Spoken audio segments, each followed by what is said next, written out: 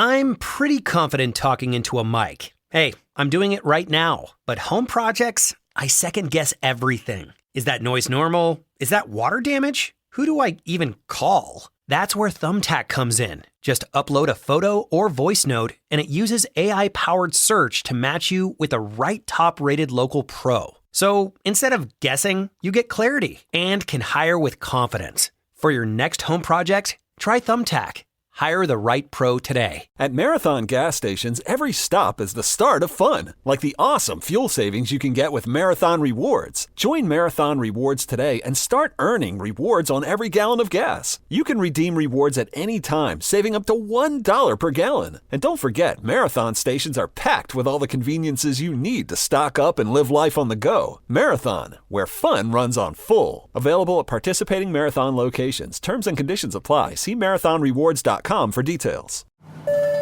Explore more of Europe with Condor Airlines. Fly non-stop to Frankfurt and connect seamlessly to some of Europe's most iconic destinations. Wander the canals of Venice, experience the culture and charm of Munich, and discover countless cities beyond. Your vacation begins the moment you step on board. Wherever Europe takes you, start your adventure with Condor. Visit condor.com to learn more. Here's the question. Hola, bitches. Good day to you and yours. All right, you might remember last month we shared the story of a woman who's visiting the Australian outback, and she ended up trapped in excrement for hours after an outdoor so-called pit toilet collapsed. Now, she was eventually rescued, but, ew. Well, she now has company. A man visiting California's Camp Edison. He had to be rescued when he fell into a vault toilet. And yes, they are slightly different. And it required what's called a confined space rescue. Unlike his Australian counterpart, he was rescued in just about 15 minutes. She spent hours in there. He was in 15 minutes, but I think we can all agree that's plenty of time. And in Vietnam, workers had to rescue a man who was trapped in a bathroom. Not because he fell into anything. He just fell and he couldn't get up. Because he's 661 pounds. Oh, yeah, it took a whole lot of people. Like I said, he didn't fall in the toilet, nothing. He just fell down, but 661 pounds of dead weight is difficult. But look, it's not just people getting stuck in bathrooms. Police in Tennessee responded to a 911 call only to discover that a black bear was trapped in a bathroom.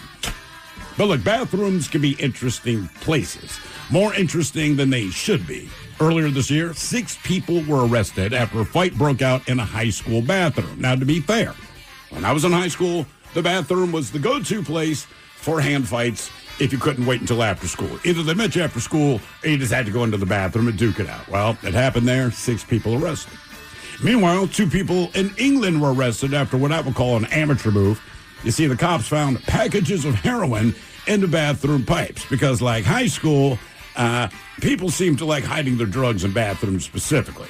But bathrooms are also where sleazy people hide video cameras, like a man in Illinois who was recently arrested for doing just that. I should note, at a church. But look, man, a lot of things happen in the bathroom, not just the usual stuff. You might slip in the shower. Every once in a while, you hear the dog drinking out of the toilet. Maybe the cat gets a hold of the toilet paper. Maybe you slipped and fell out of the shower and had to go to the hospital like my dad. But today's question, brought to you by our friends at Advanced Hair Restoration, is other than a number 1 or number 2, why was the bathroom important to the story? To be a part of the big show, call 206-803-ROCK. Like the Men's Room on Facebook, follow us on X and Instagram at Men's Room Live. Send those emails to the Men's Room at KISW.com, and now watch the show live on YouTube at KISW Rock. At Marathon gas stations, every stop is the start of fun, like the awesome fuel savings you can get with Marathon Rewards. Join Marathon Rewards today and start earning rewards on every gallon of gas. You can redeem rewards at any time, saving up to $1 per gallon. And don't forget, Marathon stations are packed with all the conveniences you need to stock up and live life on the go. Marathon, where fun runs on full. Available at participating Marathon locations. Terms and conditions apply. See marathonrewards.com for details. Explore more of Europe with Condor Airlines. Fly nonstop to Frankfurt and connect to countless destinations in Europe. Your vacation starts the moment you step on board. Wherever Europe takes you, start your adventure with Condor. Visit condor.com today.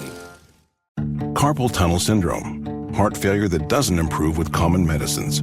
These are some signs and symptoms associated with ATTR-CM, or the cardiomyopathy of ATTR amyloidosis, a serious heart condition with symptoms that get worse over time.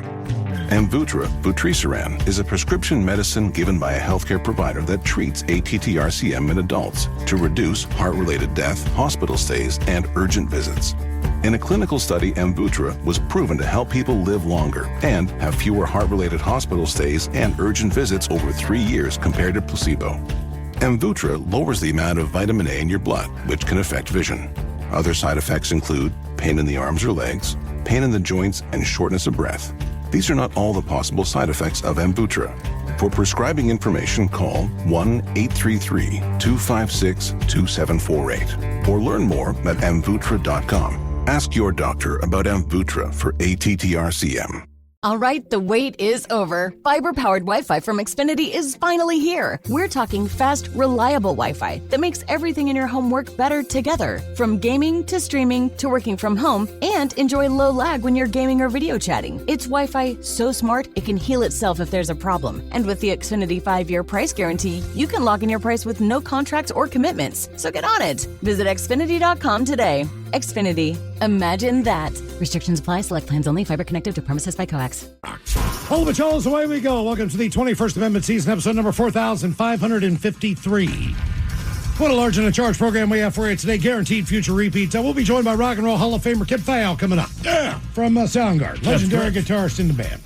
He has a new book, A Screaming Life into the Super Unknown with Soundgarden and Beyond. Steve, you read the book over the past week. Yes, I did. I will say this, man. I'm not usually big on people's biographies, honestly, but I am a massive Soundgarden fan.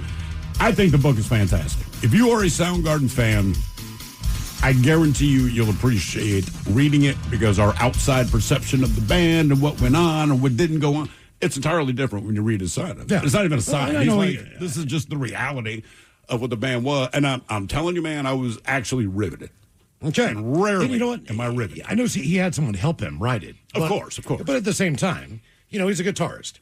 So I think writing a book about yourself would probably I don't know how easy or difficult that would be, but I think it'd be very difficult for me. I think it'd be difficult. I'm assuming, and I don't know, we can ask him, but I would think whoever the quote-unquote professional writer is that helps you do it, they probably give you questions that you need to answer. You know what I mean? Because I don't know. Just some of the stuff that he saw, just private life and all that, it's kind of like, this is fascinating, but under no circumstances would you know any of this. So I got to think that the writer's like, look, if you're going to talk about childhood, hit these kinds of things and talk about.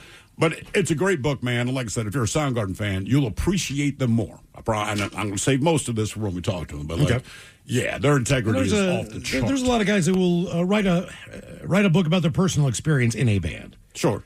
And the other band members hate it. Like there's something in there. They go like, "What is this all about?" Like, I wanted to ask him about that. Everyone has a different perspective on what goes down in life in general. Yeah, and I mean, he doesn't throw anyone under the bus by any means. He just kind of tells it like it is. That's the sense you get. But I do want to ask him, hey, when this actually hits the shelves, do you think anyone's going to be mad? Mm-hmm. Right? There's a lot of history, and things happen backstage. And bands, like anything, they fight about stuff and all that. And he, like I said, he never threw anyone under the bus, but he was dead honest about what happened. Steve Gorman, he's a drummer for used to be in the Black Crowes. Yeah, and when they were done, they broke up. They went their own ways. He wrote a book. That was the last time he ever drummed in the Black Crowes. But was he bitter? I don't know. That's what I'm saying. What was in that? Whatever was in that book? Oh, yeah. Pissed the other guys off so much. They're like, no. We'll find someone else to play drums. Wow. Yeah. So you never know what you're getting into when you write a book. This should not be that. No. It really, because he has no bitter. That's the thing. He talks about the reality of things that happen. He can kind of relive the moment, but at no point is he bitter. At no point he's like, this guy was a jerk. It's nothing like that. Yeah. Just like, this is the S that happened on this day, right? And it's chronological. It's not. It's not. It goes back and forth? It goes back and forth, so it kind of starts with Soundgarden, then he talks about his childhood. Then he's in Seattle, and he and Hero, they're putting together Soundgarden, and then he's advanced, 8 years later when they did the sound. Then it goes back. That said, it's still actually very easy to follow. Yeah. It really is. But, it's not just this one linear thing. Okay. I got it at home. I got my personally signed autographed copy. And I'm going to start reading. Why did you get a personally signed autograph copy? I didn't. I just got a copy. No, it said, hey, man, you guys... Wait, who signed it? Kim did. So you're my favorite. Oh, yeah. I've been listening to your show forever. Yep. You're the Sure, that's best. what it said. Unbelievable. I Happy love you, Father's Day. Thrill.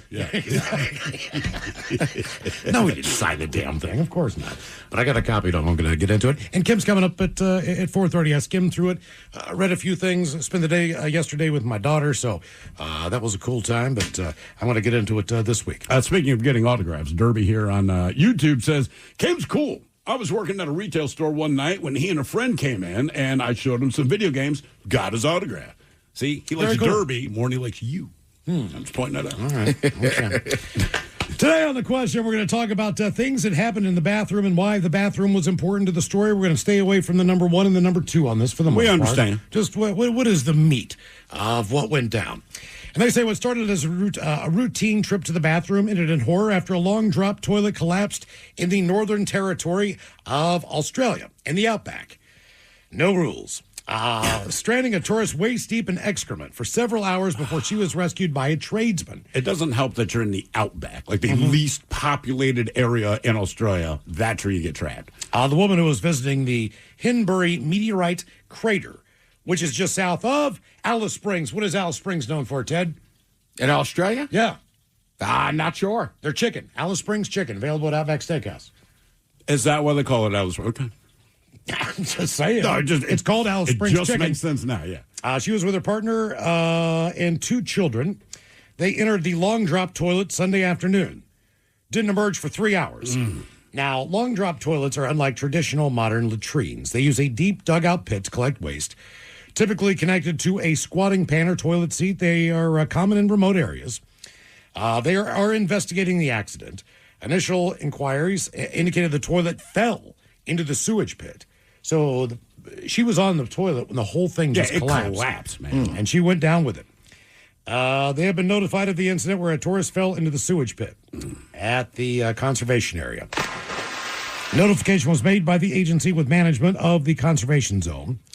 They say it's a dangerous incident, and they're looking under the work health and safety laws to figure out if they can find what went wrong with the structure.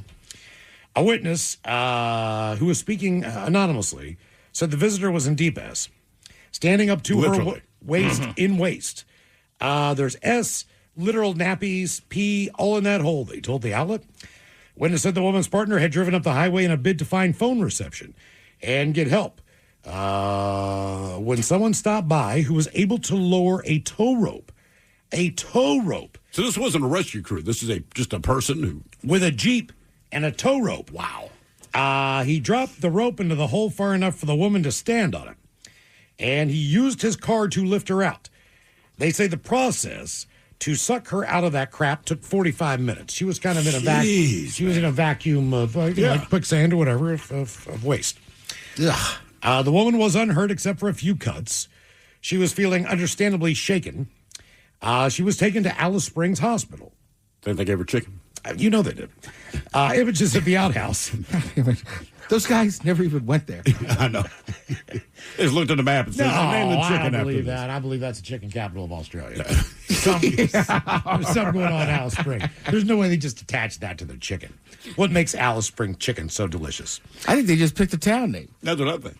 Because weren't they from Florida? The guys started out back? No. Don't ruin my dream. And they were just like, dude, we've never been there, but if we call it an Australian state, like, there's no competition. Correct. You know, because no one has, like, Australian They were restaurants. trying to capitalize on the popularity of... Like, Crocodile Dundee. Now, Right. look. Alice Springs, town in Australia. First thing that pops up in the search engine. Next one, Alice Springs chicken. I bet you that's related to Outback. That's where we're going. See if I got a Wikipedia on this stuff. Yeah, it's all Outback. Yeah, of course it is. That's where I've learned of Alice Springs I chicken. bet you people in Alice Springs are like, really? They named a dish after us? Huh.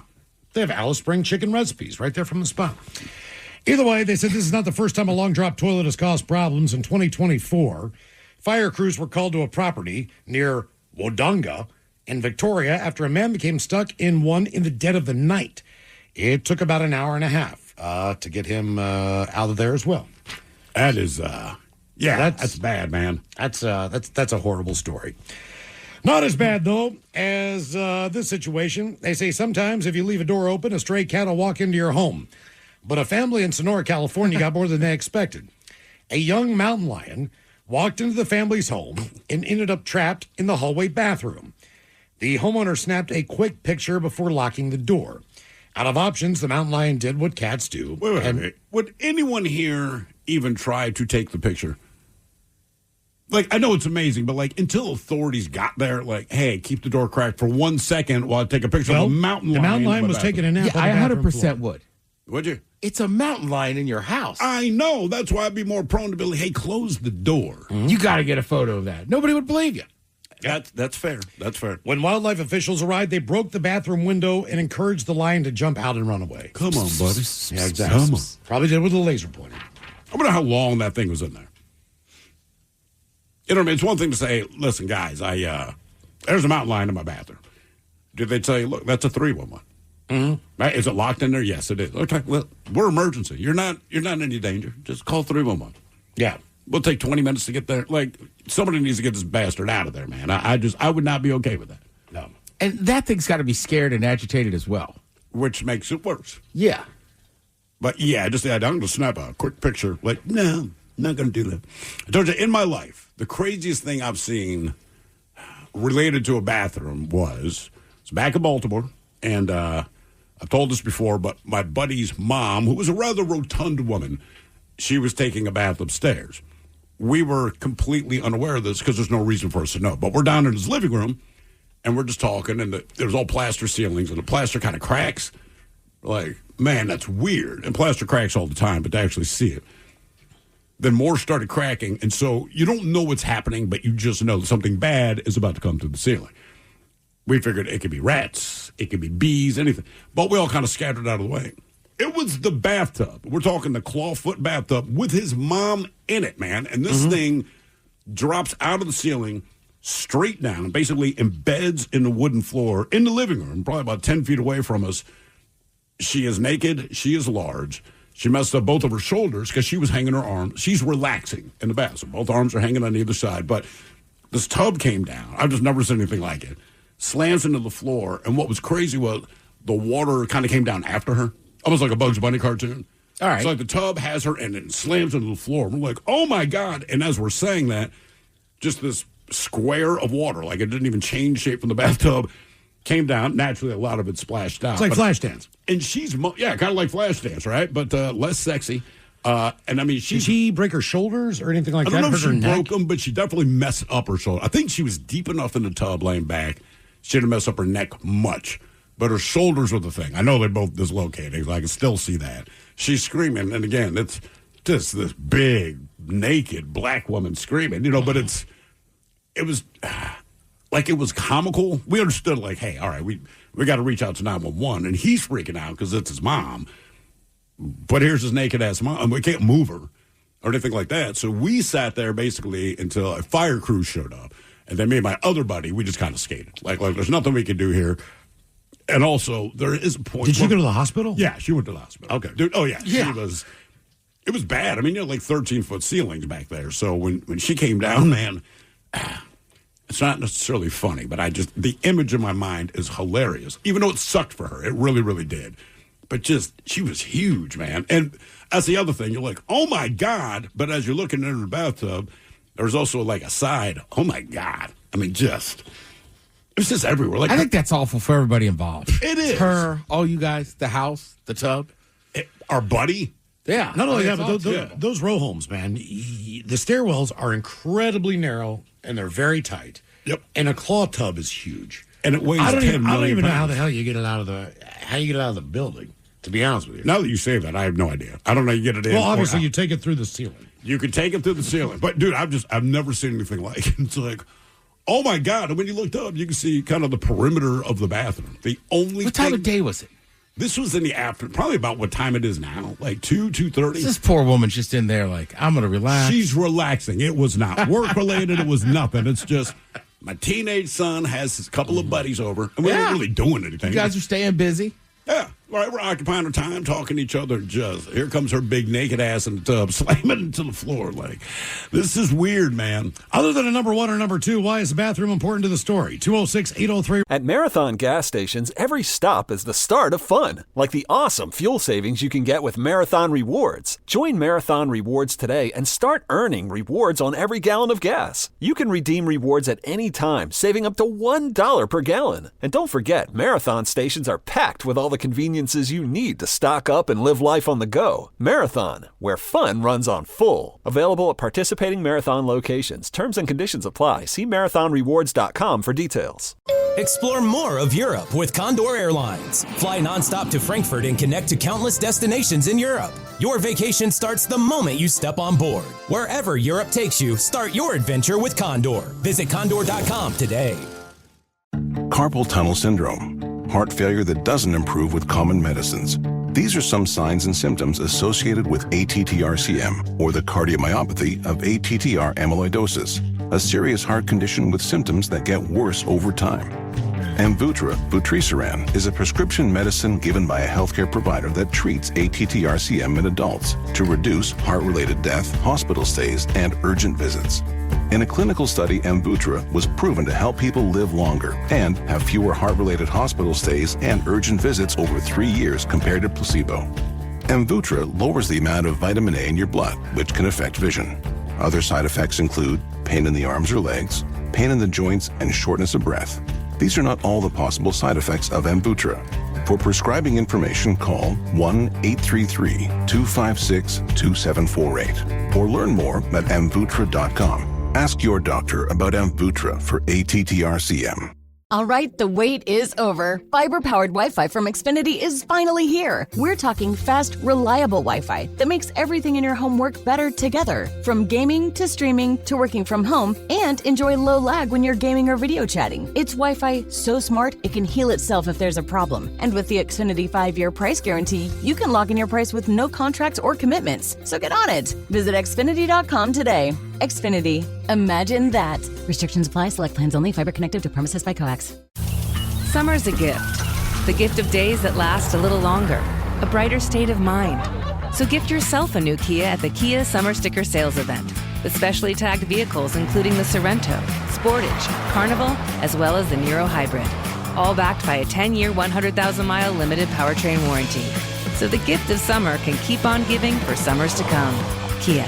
Movement that inspires. Call 800-333-4KIA for details. Always drive safely. Event ends 7/6/26. See dealer for warranty details. Rock. This is the mighty 99.9 KISW and KISW HD1 Seattle. Always live on the free Odyssey app. Text the guys at 206-803-ROCK from the Pinky's Plumbing Studio. You're in the men's room. Fight inside a boys' bathroom in North Point High School in Florida turned violent, leading to the arrest of 6 students. Investigators say the altercation involved multiple students punching and kicking another student. They said they were shocked by the violence, but some still trust the school's response. I'm perfectly fine dropping my daughter off. I think they are great. I do believe what the principal said with the aligning of who you align with at the school. The principal sent a message to families calling the incident serious and unacceptable, and added the investigation is ongoing and more arrests are possible. 6 arrests from this fight in the bathroom. They say while fights do happen, it doesn't feel threatening at the school, according to one senior. Yeah. I hope the fighting and all of that gets better. I hope it all gets cleaned up because I think the school would be a really good place. And I've never felt unsafe here, personally, because I know I can defend myself. Now, I have been in a couple fights in a bathroom. I have too. One ended up horribly. I was at for you, for me. Oh god, oh yeah.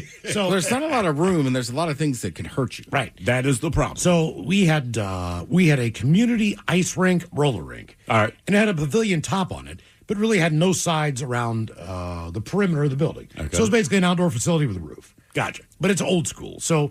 You know, when they put the ice down, man, it was cooled by the temperature of the winter months. Yeah, the ambient outdoor temperature. Then when it was too warm for that, you know, they put in the roller rink and all that crap. So it was an older building, and they used to do, like, basically county dances and county events in this place. So all the kids of a certain age group were invited to go. So you had all these kids from all these different schools. And we would always go to these dances. They were always fun. Always cool to try to meet women from other schools. Of course. Do whatever you can. Maybe get a slow dance, whatever. So that's the goal. Well, yeah, seriously. I mean, when you say, do you want to dance? It's like, we're not popping and locking. I mean, I'm saying, like, arms around each other. There's the people who can dance in the middle. I'm trying to do a little bit of that. But there's also the perimeter guy standards and people who just stand around the outside. Yeah, of course. Kind of waiting for their chance. And so I'm standing there at one point in time, and this girl comes up and she grabs my hand. She said, you want to slow dance? I was like, sure. I had no idea who she was. She didn't go to my school. I'd never seen her in my life. Dance with this girl. Then I'm in the bathroom, and one of the biggest dudes in the county, that was his girlfriend, or they had broken up, or I don't know what the deal was, but she was trying to make him jealous with dancing with as many different guys as she could. But he singled you out. I was one of those guys. Now, I know this guy, Rick. We ended up... How old were you? Patching up, 8th, 9th grade. I think 8th grade, all right? But keep in mind, Rick could dunk in 9th grade, all right? This was junior high, because we had a different system as far as high school was only 3 years. Yeah. So in 9th grade, this guy was dunking, which was just a little bit different to be like in a middle school environment and watching someone. That's how big this guy was. Yeah. So I am at the urinal. Again, this pavilion was probably built in the 50s, 60s. It's cinder block. The bathrooms themselves were the old school toilets. The urinals went from chest high to the floor, all the way down, right? And there's you three. Can't miss urinal. There's 3 of these. Okay, so I am actively using the bathroom. It's out. I am going. I get punched in the back of the head. All right. All right. Now I get punched in the side of the face. I realize that Rick and his friend are wailing. Oh yeah. So as soon as I tried to zip up my zipper in the meantime. This is going I down. love how that works, right? You were being assaulted, but as a dude, you still have presence of mind. Like, I'm going to put before my I penis turn away. around, you know what I mean? I'm going to zip up my pants. I don't want my wang hanging out. Something to have it hit. God forbid, because that's why I'm there. So I turn around, man, and it's Rick and his buddy, and then his buddy pushes me into the shoulders, knocks me back into the urinal. My feet come out from under me. Now I've got one hand like in the middle urinal. Oh, all right. My ass is in the urinal that I was using that I just flushed. So essentially, all of the water is running down the back of my shirt into my pants. I am sitting in a urinal that's on the floor. Right. My other hand is trying to push me up off of the floor while they keep hitting me in the head, right? I mean, I'm seriously stuck in this urinal, just getting wailed on the floor, So finally, I don't know what happened. I cannot remember how the fight ended. I know I did not get any shots in. I did not throw a punch. Right. I know none of that happened.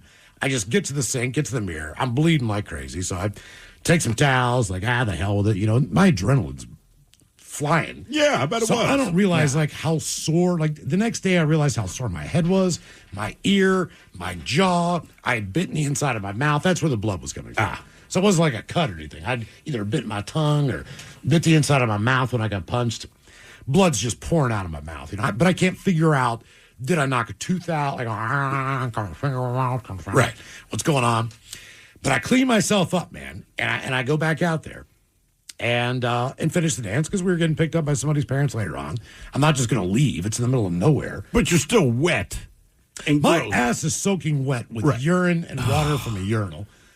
Any more girls ask you to dance? My mouth hurt, and, well, the weird thing about it was that I was kind of, when I went back out there, I'm like, well, look, Rick's buddy wasn't real big. Like, I might just go over there and just try to sucker punch him. You know what I mean? Just throw one, because I didn't get to punch it. So I'm thinking, like, I can't take Rick down. Right. But I can. Hopefully I can find his friend.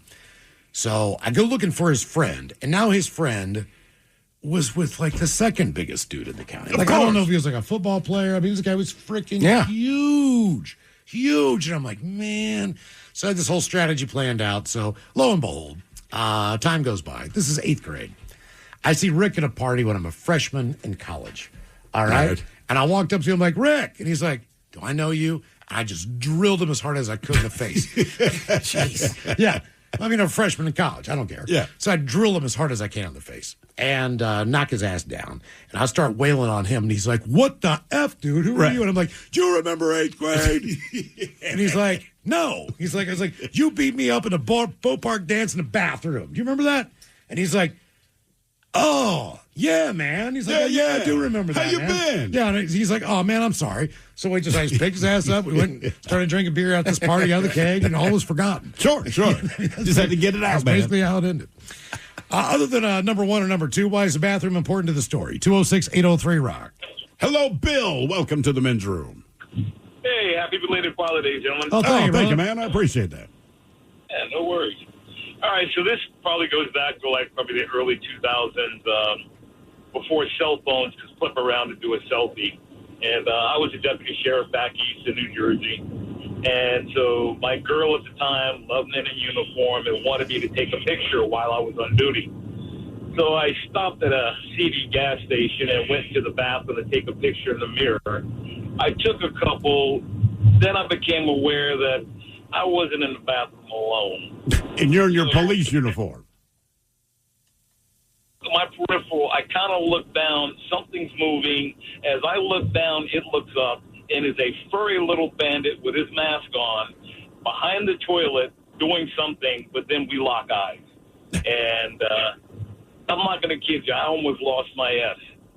So it was the most intense, perfect conversation that you could have without talking, because we both looked at each other and the question was, so what do we do from here? So I had one of two choices. I could either go for my sidearm or I could go for the door, which was locked. I wasn't going to be the guy that gets ribbed about getting into a firefight with a raccoon. With paperwork. So I slowly reach for the door. He's looking at every move that I'm doing. I get it unlocked, and I'm like, do I run or do I go slowly? So I took the slow route. He looked at me, kind of saying, all right, I'm okay with this. I get out the bathroom. I do a quick pace in a patrol car. Some guy's like, you bombed it up. I'm like, nope, and then took off. You didn't tell him there's a raccoon in there? Oh, hell no. Good looking out. So what would have happened as a cop? You pull out your side piece, and yes, you shot a raccoon in a public bathroom. How does that? How do you describe that in your police report? Basically, you would put it down that you were surprised by a wild creature, unknown. They're also known for having rabies and not wanting to take the chance. I had to shoot my way out of it. There's no other way you could put it. How many times did you deal with naked people in your years? Oh, God. I'd probably say if I had to put a number to it, maybe 16, 18. That's always my thing with cops. And then you grow up watching TV, it makes it look like being a cop cool. Because no matter what, you stop the kidnapping, you inadvertently negotiated a hostage situation, and then I read police blotter, and I'm like, you tackled a naked dude. Yeah. I have no interest in Have that. you ever fought a naked man? Unfortunately, we've had to tackle and subdue and handcuff a naked man. Remember, this is in New Jersey, Essex County, which includes Newark, Irvington, East Orange. Ooh. Between all the narcotics and the alcohol, yeah, you dealt with quite a large number of naked individuals. Okay, now, I have a personal philosophy, and I do not know if this is legal. But I'm like, look, I'm a cop, and if you're naked, you just made the situation stranger to me. So to me, they get tased. I'm not wrestling you. I'm tasing your ass, and I'm going to handcuff your naked ass and throw you in the car. Can you just do that? Unfortunately, no. If they're being combative to the point that you can't control them with physical force, then yes, you can escalate them up to mechanical, which is your PR-24 or your taser or sidearm. Unfortunately, at the time, when I was a deputy there was no tasers allowed, even for law enforcement. Oh, really? Huh. So you just had to fight. I'd almost rather fight a naked man for 30 seconds and get stuck in the Newark airport again. I think that's it. Yeah. On a layover, and almost like, give me 30 seconds. Just get my flight on time. All right, so wait. You're in the line to TSA, and they say, all right, you can wait in I line was for stuck an there hour. for 5 hours, man. We can wait for an hour. I'll take 30 seconds wrestling or a naked dude. You got to fight this naked dude over here for 30 seconds. Yep. We'll let you do. You're taking I'm me. gang tackling him. I'm just going to try to hold him for as long as I can for 30 seconds, and I'm getting on my flight on time, and I'm going home. What if it's that giant dude from your hometown? Yeah, you got to beat you up in the I don't know bathroom. if I can hold him down. Yeah, that's the issue. Depends on the size of the naked guy. Yeah, that's true. I'm fine with fighting a naked guy. Would you take naked guy? Look, it's an hour waiting the TSA line. You're not in any hurry. No. You still got 2.5 hours for the flight. But Or 30 seconds to scrap with a 30 naked seconds guy. to scrap with the naked dude. Is he just is he tiny? I mean, what's he look like? It's just it's the guy that volunteered that day, right? So it's a TSA guy. I got to see the guy. But like Gary, today's your day. Gary strips naked and he's like, bring it, homie. I feel like most of the nudity I see on the street, like I'm fine with those dudes. I can street nude. Right, you feel like you could knock them over, right? They're all strung out. But they'll bite you, man. But if it's just like a yoked up dude that happens to be like, yeah, I'm the guy you get to fight. Well, the thing is, naked I'll crazy guy doesn't have a shank on him. Like crazy guy in general could be packing some type of weapon. Let's say like downtown, they might be scrawny, That's what I but mean. like, man. They got a knife on him. I'm not messing with that guy. They got a hammer with a claw, something. And he's going to pull it out of the last place you expect. Right. He's going to pop a squat, pull That's a why hammer out. I feel safer going after the naked guy. All right. Because that way I don't get stabbed. I think we have an idea for TSA now. Like, look, one, it's very exciting for everyone in line. Because, I'm traveling with my family. Like, guys, I can't wrestle the naked guy today. I got my kids with me. But the good news is, while we're bored and you're getting unhappy and you're starting to get grumpy, like, hey, man, every 10 minutes, we get to watch a grown adult who's in a hurry fight a naked man in the airport for 30 seconds. I think it would be so much more interesting. Yeah. I really do. It'd be fascinating. Other than a number one or number two, why is the bathroom important to the story? 206-803-ROCK. Hello, Angela. Welcome to the men's room. Hey, hola, bicholas. Hola. Long-time listener, back from the Buzz days, first-time caller. Oh, wow, thank you. Well, welcome to the show. Well, thank you. I love you guys. So my story is on a bender, I took an Ambien and because I wanted to go to sleep. And instead, in my, Ambien stage, I decided to take a shower, apparently. This was retold to me the next day. While in the shower, when I was stepping to get out, the wall had one of those permanent porcelain soap dishes. Yeah. And my feet shot out from underneath me, and the back of my head slammed square into the lip of that porcelain dish. And split my head open. I was bleeding, I had wounds. They just bleed like crazy. Apparently, my fiance was like, he said, you kept asking, because the first thing I asked when I woke up was, oh my God, what happened to me? And he was like, you've been asking that all night long. I'm sorry, give me 1 second. I have to do my blow and go. Oh. Yeah. Jesus. That's the second person in 2 weeks. Sorry, guys. We've recently had this. We had a guy last week, same thing, had to blow and go. Again, I'll tell you, do not use mouthwash if you have a blow and go because it'll pick up the alcohol. Oh, yeah, definitely. Yeah, it's a fun treat, when I'm trying to talk to somebody. Anyway, so I wake up with this head wound, and I look over at my fiance, and I was like, what happened to me? Oh, my God, what happened to me? I'm bleeding. I woke up on a towel soaked in blood, and he's like, you kept saying that all night last night. I was like, I'm still asking what happened. And then he told me that story, and I'm like, oh, my God. Did you go to the hospital at all? Yeah, did you need stitches? Oh, yeah. No, his very caring self just decided to let me bleed on the bed all night. And Is it, man? I've heard some crazy stuff about it. Did you stop taking Ambien after that? Absolutely. That was the last time. Okay. Now, did you have any other weird experience? I've just never heard a positive Ambien story. He got laid a lot that I don't remember, but... So he has positive Ambien stories, but you know. Wow. Hello. Yeah, Okay. no, not me. Not me. Yeah. Yeah. That stuff's crazy. And is it some random stuff? But, are you the one? Are you the one that were you the one who initiated it?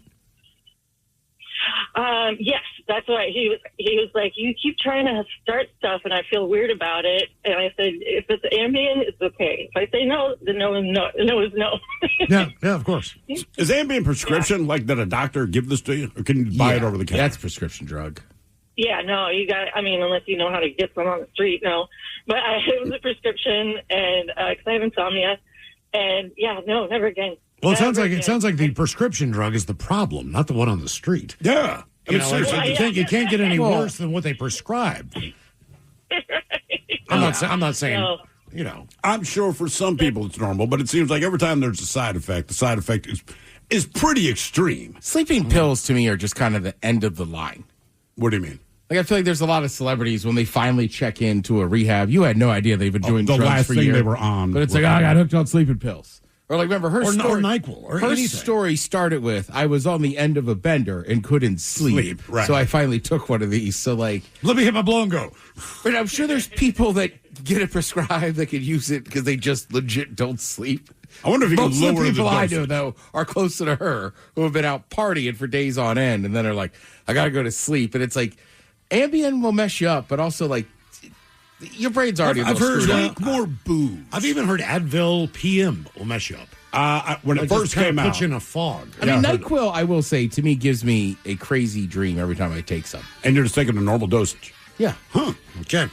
Other than a number one and number two, why is the bathroom important to the story? 206-803-ROCK. At Marathon gas stations, every stop is the start of fun, like the awesome fuel savings you can get with Marathon Rewards. Join Marathon Rewards today and start earning rewards on every gallon of gas. You can redeem rewards at any time, saving up to $1 per gallon. And don't forget, Marathon stations are packed with all the conveniences you need to stock up and live life on the go. Marathon, where fun runs on full. Available at participating Marathon locations. Terms and conditions apply. See marathonrewards.com for details. Explore more of Europe with Condor Airlines. Fly non-stop to Frankfurt and connect seamlessly to some of Europe's most iconic destinations. Wander the canals of Venice, experience the culture and charm of Munich, and discover countless cities beyond. Your vacation begins the moment you step on board. Wherever Europe takes you, start your adventure with Condor. Visit condor.com to learn more.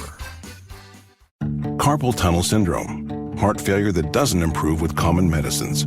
These are some signs and symptoms associated with ATTR-CM, or the cardiomyopathy of ATTR amyloidosis, a serious heart condition with symptoms that get worse over time. Amvuttra vutrisiran is a prescription medicine given by a healthcare provider that treats ATTR-CM in adults to reduce heart-related death, hospital stays, and urgent visits. In a clinical study, Amvuttra was proven to help people live longer and have fewer heart-related hospital stays and urgent visits over 3 years compared to placebo. Amvuttra lowers the amount of vitamin A in your blood, which can affect vision. Other side effects include pain in the arms or legs, pain in the joints, and shortness of breath. These are not all the possible side effects of Amvuttra. For prescribing information, call 1-833-256-2748 or learn more at amvuttra.com. Ask your doctor about Amvuttra for ATTR-CM.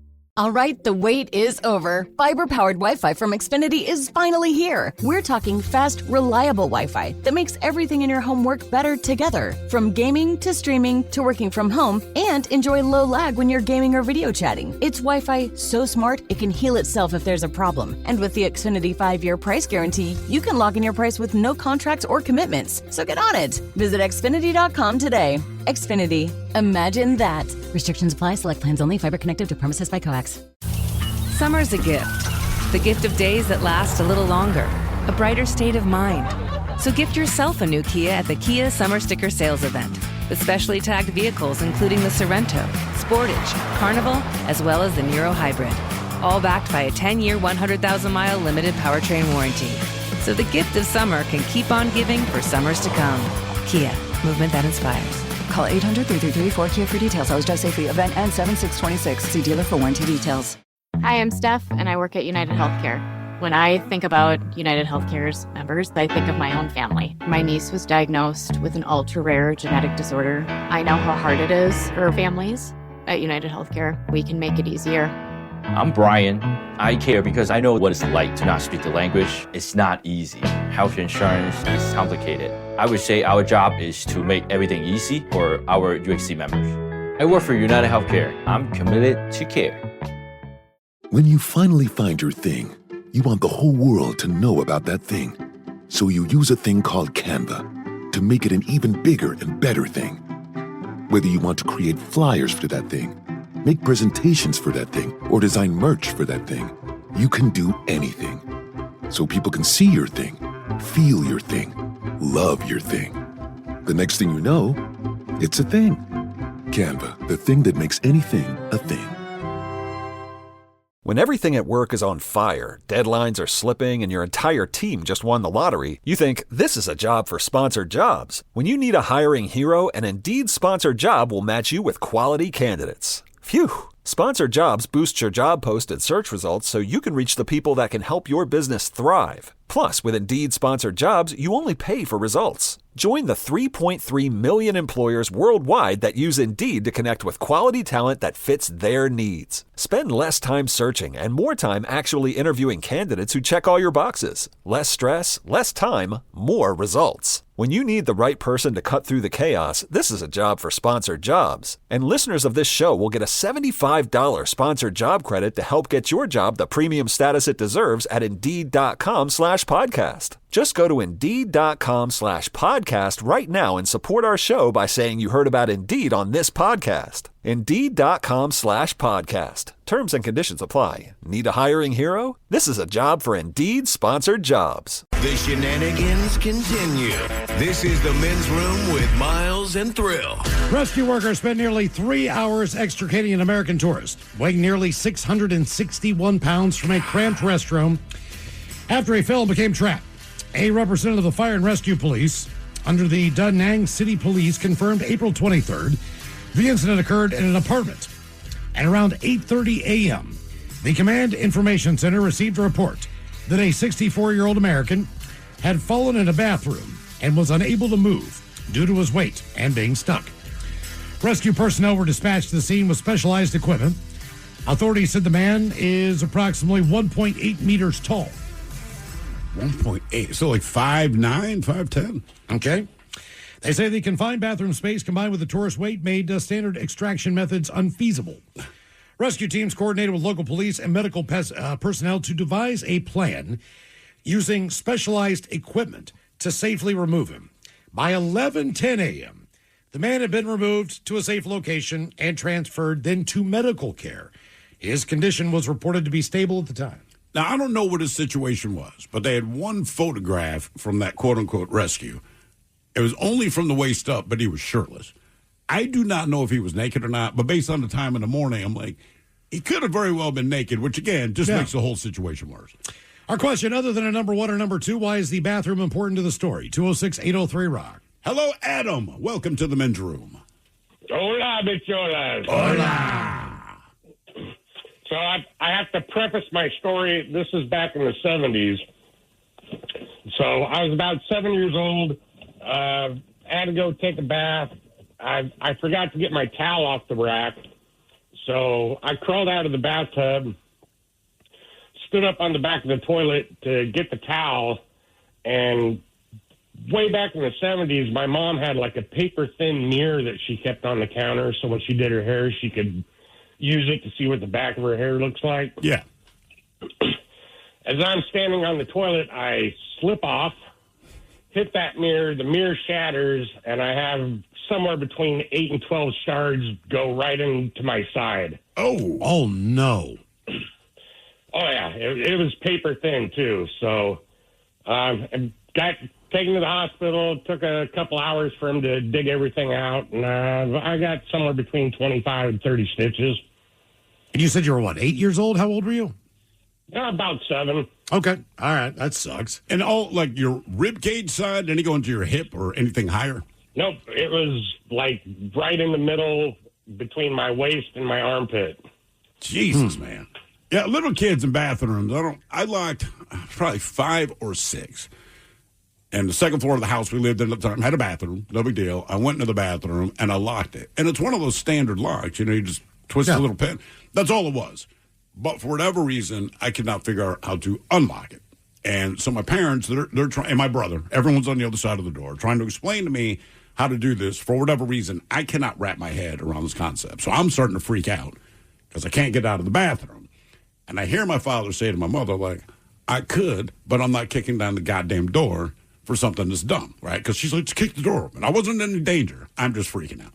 He's not going to kick it open because he doesn't want to repair a bathroom door for something this dumb. So in the end, they said, just wait a minute. And I don't know what they're cooking up. And then I hear this ladder slam next to the bathroom window, and it's my neighbor. I wish I could remember his name. But anyway, this dude had to be like 80 years old then. And he comes climbing out, see his head kind of break over top of the window. He's got a bit of a smile on his face. He calms me down, right? He's a really nice guy. Walks over, unlocks the door.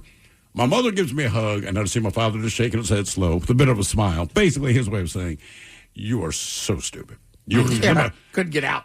Well, it's so dumb because I don't understand how I couldn't figure that out. And granted, the older you get, the simpler things seem. But like, I locked it. My dad's like, do the opposite of what you did when you locked it. I could not wrap my head around it. So I was in there for like 30 minutes.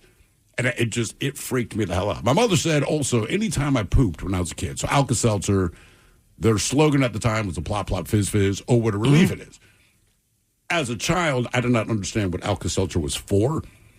Just on the commercial, people kind of grab their stomach, telltale sign, right?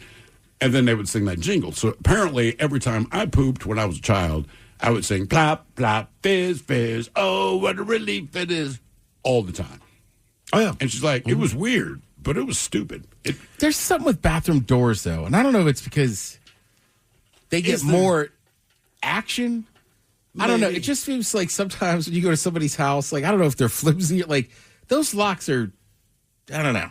They don't see, like on your front door, you got like a deadbolt. Yeah. Or use like a key. Like, I don't know what it is, but it's not that unheard of. I mean, I'm with your dad. You should have been able to get out of there. I thought you were giving me some sympathy, man. Well, I'm saying I can fathom how as a child it happened. Your dad's still right. Yeah. But also, like, I don't know what it is. Even like yesterday, I was at a buddy's house, and he has one of those half bathrooms with the little, what do you call it, pocket door. Yeah. And I could hear my buddy, and he's like, the lock's just not working or whatever. I mean, I'm just sitting there. Was he stuck in there? He wasn't stuck, but it took a minute. Yeah. We used to go to my great, before we went to my grandmother's, we went to my great grandmother's for Christmas and Thanksgiving. Yeah. All right. But the whole family came for Thanksgiving, and they had just gotten brand new carpet in the house. Okay. Which, if you are a kid, your shoes are off the whole deal. Instantly, yeah. Thanksgiving, we had a tradition among the cousins, and even like the uncles would get involved. We would go out no matter what and play football because they had a big ass yard. Sure. And we would go out and throw around for a while, and then, eventually we get into a game. It was like lightly raining or whatever the deal is. So there's a basement door to get into the house. Yeah. They preferred we use that as kids all the time anyway. Take your shoes off, take your socks off, take off anything dirty before you go upstairs. Right. And that's just the way it goes. My great-grandmother, unbeknownst to me, always used the basement toilet. Okay. Now, the basement toilet did not have any walls around it. Mm-hmm. So it was just a toilet that sat in the corner, wherever that drain was in the corner. And that's where you used the bathroom. And I think she had a stand-up shower beside it, but there was no walls around that. No walls, no doors, no curtains. It was just a thing that dropped down, and all the water went into the drain. So it was like me and my cousin David and Daryl, and we walked in there, man, and Grandma is just dropping a heater. I mean, and she looks at us, we're like, because we never really thought that anybody used that toilet. Right. For whatever reason, I'm not even sure. Because you wouldn't think anyone would want to use that toilet. And it's one of those basements that's like the ceiling on it is like 6 feet at the most. Right. It was not finished, obviously. It was just to me it was like a crawl space. But they kept all their canned goods down there. She would jar open toilet, peppers, tomatoes, all that stuff down there. There was a workshop down there, and then there's this toilet. But it was just so weird to walk in there and see. And she was like, "Guys, take off your socks before you walk up the she's steps." just talking to you. Oh, yeah. Oh, yeah. She didn't care. She did not care at all. But that memory of just her sitting on that toilet in the basement just burned into my brain. I've had that. It was not a relative, but there's a mall in Baltimore called Mondawmin Mall. And it's in... Hi, I'm Steph, and I work at United Healthcare. When I think about United Healthcare's members, I think of my own family. My niece was diagnosed with an ultra-rare genetic disorder. I know how hard it is for families. At United Healthcare, we can make it easier. I'm Brian. I care because I know what it's like to not speak the language. It's not easy. Health insurance is complicated. I would say our job is to make everything easy for our UHC members. I work for United Healthcare. I'm committed to care. Whatever your thing, it could be anything. Canva helps you make that thing a thing. Canva is a simple online tool thing. It's a way to design with our magic AI tool things. You can social media your thing, generate images or videos of your thing, make decks for presentations to show your thing. Whatever needs to be done for your thing, Canva can make it an even better and bigger thing. Canva, the thing that makes anything a thing. When everything at work is on fire, deadlines are slipping, and your entire team just won the lottery, you think, this is a job for sponsored jobs. When you need a hiring hero, an Indeed sponsored job will match you with quality candidates. Phew! Sponsored jobs boost your job post and search results so you can reach the people that can help your business thrive. Plus, with Indeed sponsored jobs, you only pay for results. Join the 3.3 million employers worldwide that use Indeed to connect with quality talent that fits their needs. Spend less time searching and more time actually interviewing candidates who check all your boxes. Less stress, less time, more results. When you need the right person to cut through the chaos, this is a job for sponsored jobs. And listeners of this show will get a $75 sponsored job credit to help get your job the premium status it deserves at Indeed.com/podcast. Just go to Indeed.com/podcast right now and support our show by saying you heard about Indeed on this podcast. Indeed.com/podcast. Terms and conditions apply. Need a hiring hero? This is a job for Indeed sponsored jobs. This episode is supported by Ring, because at the end of the day, your home is your sanctuary. And with Ring, it's protected. Whether you're across the house or across the country, keeping an eye on things shouldn't be a mystery. With the battery doorbell, you can keep track of your packages and see more of what's happening at your front door in real time.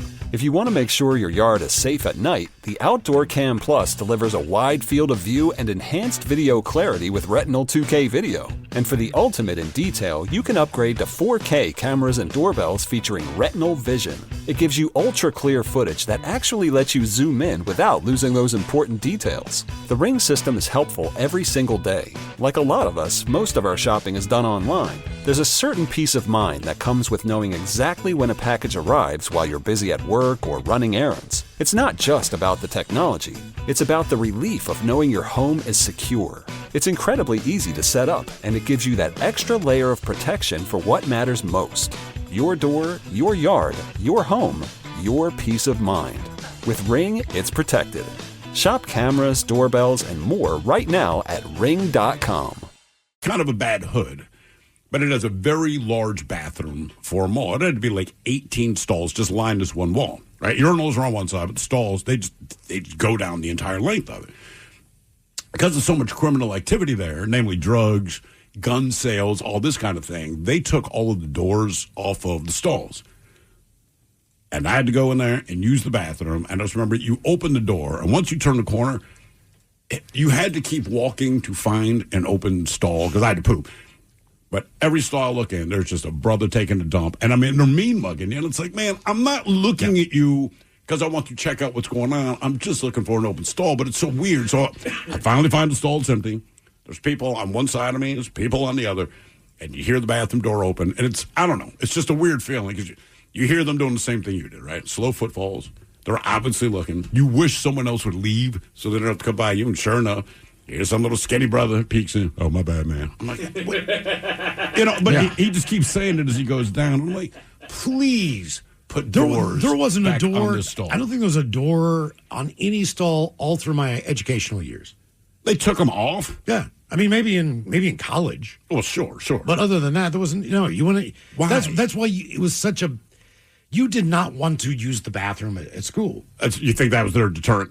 Keep your ass in class? Well, obviously something happened. I mean, even if you're smoking, I can see smoke coming out the top. You know what they're doing in there. And look, in elementary and junior high, we did not really have that big of a drug culture. No. That was not like a problem. I mean, I don't think most. Yeah. I know, that's what I'm saying. So I don't know what the deal was. They just didn't put any doors on them at all. I've told the story before. Probably, 7-8 years ago, my dad is staying at my house. We go out drinking 2:30 in the morning. He's shaking me in bed. He's like, Miles, get up. I'm like, what is going on? He's like, I broke the toilet. Cool.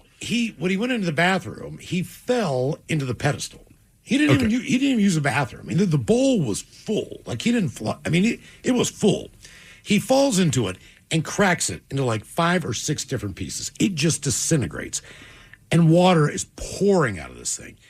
And when I woke up, I was in a daze. I was like, what happened? He was like, I don't know. And I'm like, come on. I don't know. Yeah.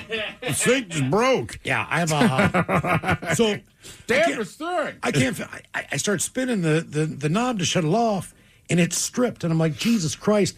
So I run all the way downstairs, and at this point in time, I had never shut off the water main in that home. Yeah. I mean, I had to find it. So I'm digging through the garage, trying to find where this switch is. It's in the corner. I finally find this thing and shut it off.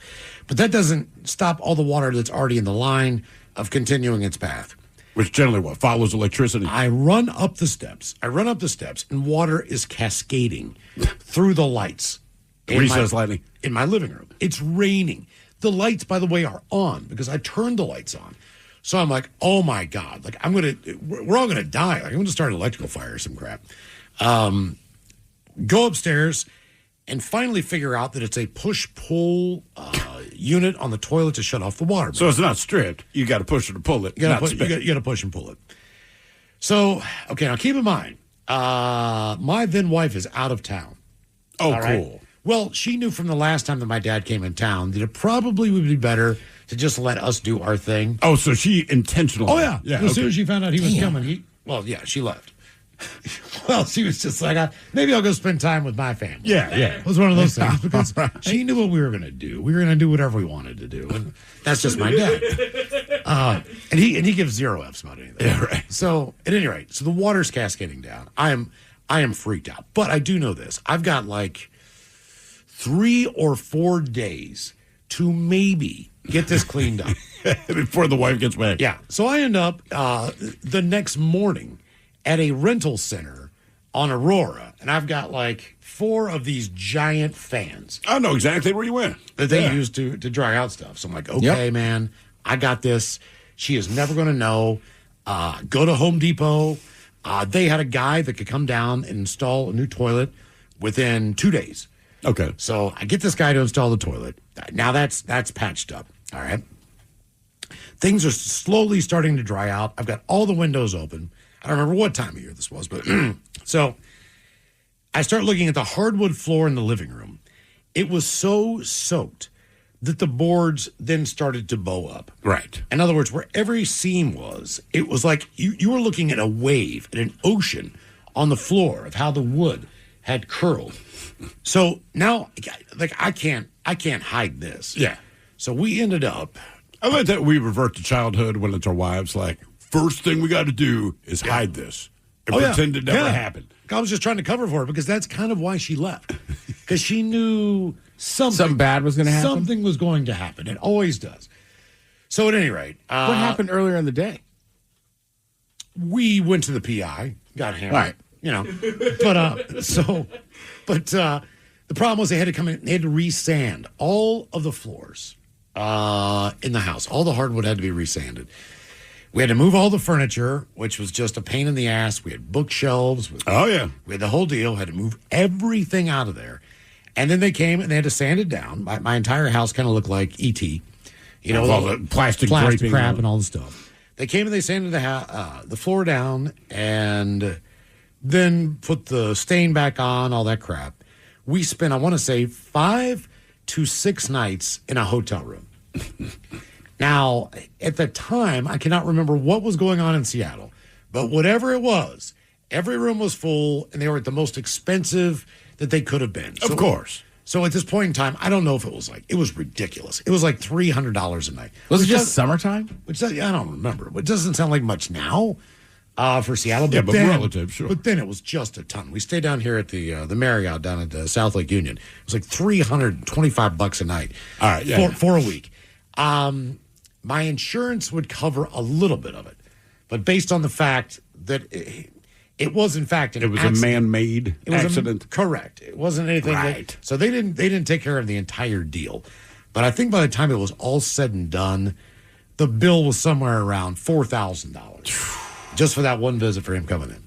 Yeah, but don't visit me anymore. $4,000. It'd be cheaper for me to fly to you and stay at a hotel than it is for you to visit my home. You have I don't think I got laid for months. Oh, yeah. Like, I mean, she was so pissed off. She never wanted me to, like, have anybody over again because I had to be honest with you, I had her, maybe her brother over about a month before that, and that got real bad with him. So we were he's his own unique individual. So we were kind of at the point where maybe no family coming in for a while. Man, God, that sucked.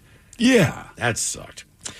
Other than a number one or number two, why is the bathroom important to the story? 206-803-ROCK. I remember when I first moved to New Orleans, the first day I got keys to my apartment, and assuming you don't own a home, a lot of the places you live, you just live above a bar. That's just how the city's built. So I'm like, cool, I get the keys, I go in. I have zero furniture. Basically, I have a bag that has my clothes, and that's my starting point here in New Orleans. But there's a broom leaning against the wall. I'm like, cool. And this had very high ceilings, and I see this dead roach stuck to the wall. They call it a palmetto bug. It's also like the Florida woods roach. They're huge. It's humid. They're massive. So I took the broom, and I brushed this thing off, and it starts falling to the floor. And then you hear, and it rights itself and starts flying around. So I'm like, I am ill-equipped to deal with this right now. I did not expect that. So I physically left the apartment. Went downstairs to the bar. That's where I met some people that remain friends to this day. And I said, hey, man, there was like this big-ass roach. And like, oh, man, that's a palmetto bug. You know, they're harmless. I'm like, I'm sure they are, man. But like, I've just never seen a roach that big in my life. And I do not come from a place that has flying roaches, which to me ups the ante. So I stayed down there for a couple of hours. Go back into the apartment. There's no sign of this bug. I'm like, cool. But I'd cracked a few windows. I just assumed it flew out. Next morning, I get up. I'm going to take a shower. I am now butt naked. I turn on the water, step into the bathtub. I close the shower curtain. This freaking thing is on the shower curtain, but it's inside, right? So I'm just like, oh, no. And again, I know they're harmless. I cannot explain how I felt in that moment. This big ass, it's moving just enough to creep you out, right? But the water's running, but I'm standing against the wall, so the water's not even touching me. There's a stream of water between me and this giant ass roach, and I'm just staring at it like, I know this is ridiculous, but I don't know what to do to deal with the situation because I don't want to step toward it again. If this thing lands on me, I'm going to scream like a bitch. I have zero problem admitting that, and that inevitably is what this whole situation is about. So I'm in there for like 20 minutes just trying to figure out, like, what do I do? The water has now gone cold, but I don't want to move. I don't even want to touch the water. I don't want to get this thing's attention to land on me. I don't even think that's their MO, but I don't know this. At the time, I was looking at this giant-ass bug on the shower curtain, and like I said, he wouldn't leave the shower. He'd move a little bit to let me know he's alive and looking at me, but like, oh, I'm standing here with you, naked boy. And I'm like, this is ridiculous. So basically, I grabbed both sides of the shower curtain, just crush it shut, and then like body tackle the shower curtain and the rod off of the wall, go over top of the bathtub. I'm naked on the floor on top of the shower curtain, and I am screaming at this thing. Drag it out, open my balcony doors, because you got a nice little balcony, and threw the whole freaking thing out there. There's people on the street below. So they're looking up at a naked screaming man. And I'm like, I know this is ridiculous, but honestly, like, I didn't know any other way to deal with this situation. Jesus. Yeah, honestly, man, as soon as I saw it, I'm like, oh, no, it cannot be me and you, man. And yeah. I think I may have crushed it in the shower curtain. I don't know, because I never used the shower curtain again. It went over the balcony, onto the street, did not care. That's night one in New Orleans. Other than a number one or number two, why is the bathroom important to the story? 206-803-ROCK. My name is Jessa. One of the things I love the most about working for United Healthcare is that everybody matters. Every moment matters. There's a person behind every problem. I care because it's what I was put on this earth to do. I'm Ben, and I work at United Healthcare. I am just one piece of a larger puzzle, but every piece matters. It's more than just work. We want to make the healthcare system better for everyone. I care because I want to make a difference. That's what committed to care means to me. Whatever your thing, it could be anything. Canva helps you make that thing a thing. Canva is a simple online tool thing. It's a way to design with our magic AI tool things. You can social media your thing, generate images or videos of your thing, make decks for presentations to show your thing. Whatever needs to be done for your thing, Canva can make it an even better and bigger thing. Canva, the thing that makes anything a thing. When everything at work is on fire, deadlines are slipping, and your entire team just won the lottery, you think, this is a job for sponsored jobs. When you need a hiring hero, an Indeed sponsored job will match you with quality candidates. Phew! Sponsored jobs boost your job post and search results so you can reach the people that can help your business thrive. Plus, with Indeed sponsored jobs, you only pay for results. Join the 3.3 million employers worldwide that use Indeed to connect with quality talent that fits their needs. Spend less time searching and more time actually interviewing candidates who check all your boxes. Less stress, less time, more results. When you need the right person to cut through the chaos, this is a job for sponsored jobs. And listeners of this show will get a $75 sponsored job credit to help get your job the premium status it deserves at Indeed.com/podcast. Just go to Indeed.com/podcast right now and support our show by saying you heard about Indeed on this podcast. Indeed.com/podcast. Terms and conditions apply. Need a hiring hero? This is a job for Indeed sponsored jobs. This episode is supported by Ring, because at the end of the day, your home is your sanctuary. And with Ring, it's protected. Whether you're across the house or across the country, keeping an eye on things shouldn't be a mystery. With the battery doorbell, you can keep track of your packages and see more of what's happening at your front door in real time. If you want to make sure your yard is safe at night, the Outdoor Cam Plus delivers a wide field of view and enhanced video clarity with Retinal 2K video. And for the ultimate in detail, you can upgrade to 4K cameras and doorbells featuring Retinal Vision.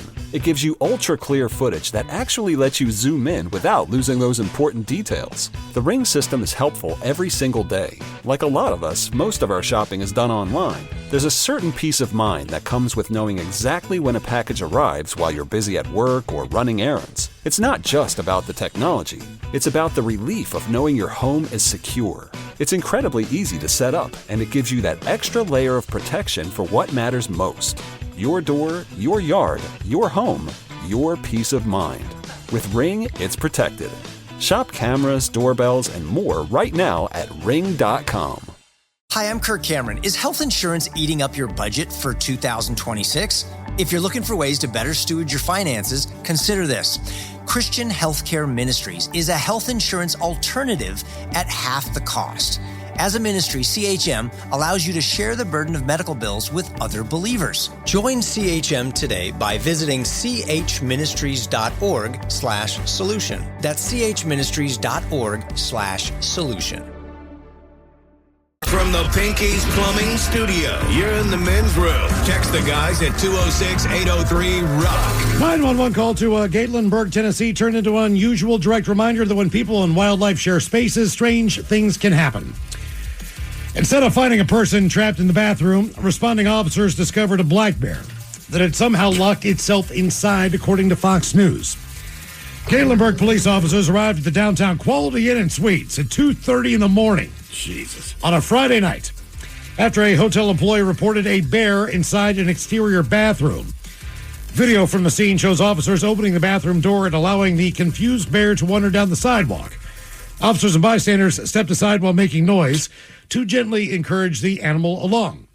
Now, the bear did not seem to be interested in any people, and the situation ended without injuries. According to the police report, the only notable damage was a broken mirror, with losses estimated at $50. Not so bad. But the bear has 7 years of bad luck. Mm-hmm. That's also not that crazy for Gatlinburg. That's near like Dollywood and stuff like that. Okay. There's bears. Like sometimes there's just videos of bears walking down the street. I think it'd have been great through the other side of the door. They just heard. That's a smart That's right, bear. They say the Great Smoky Mountains region is home to roughly 1,900 black bears. Right. Town sits directly alongside their habitat. There you go. They say in tourist-heavy gateway towns like Gatlinburg, hotels, parking lots, roads, trash bins, and food odors can all draw bears closer to people. But this one got trapped in the bathroom and somehow managed to lock the door. So our question, other than a number one or number two, why is the bathroom important to the story? 206-803-ROCK. See, man? So that bear's as smart as 5-year-old me. I can lock it. Damn it. All right. I don't know how to unlock it. See, now, child, you was dumb as a bear. I sympathize with that bear now. That bear is perfectly smart. Hello, Brock. Welcome to the men's room. Hola, bitches. Hola. All right. So I'm dating this girl. We're still together now, but this is the beginning of our relationship. And it happened 3 different times, but this time, so we're taking a shower together.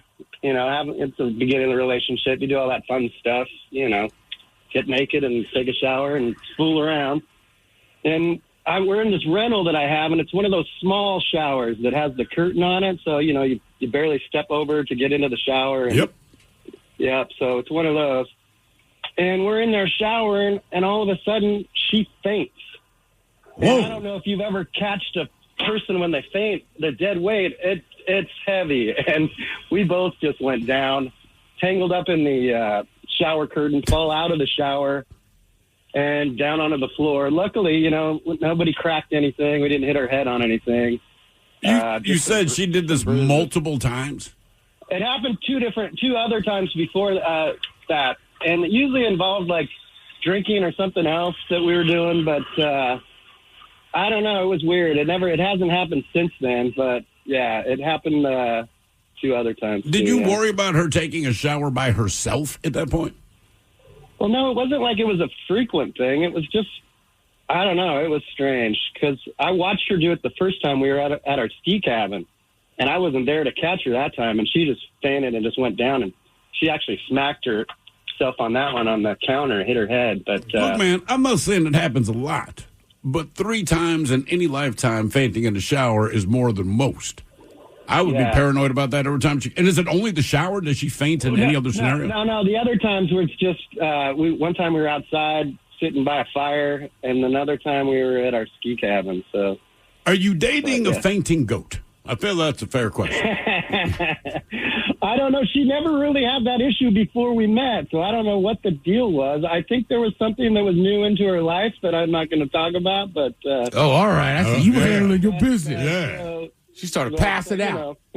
Just the thought of it, she gets woozy. You mean to tell me that she never brought the airplane in for a landing, so to speak, until you arrived at the scene?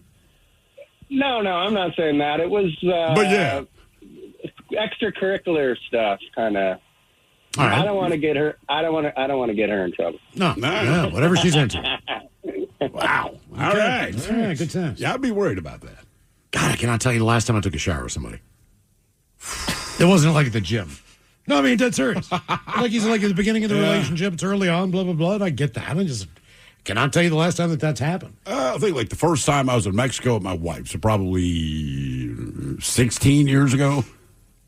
That was a baby-making trip, right? So that's the only way I can gauge that, because we did not have kids, but I know that at the end of that trip, we had a kid on the way. Right. And we knew the night, because oddly enough, as we were having sex that night, and we knew we wanted to have kids. That's not why I was having sex with her. That's why she was letting me have sex with her, but that's not why I was having sex.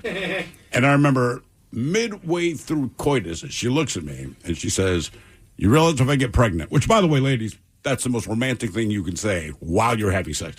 "If I get pregnant, this will be the date my daughter's born." She said November 13th. And I stopped for a second, looked at her, and said, like, "You are effing insane. Just shut up.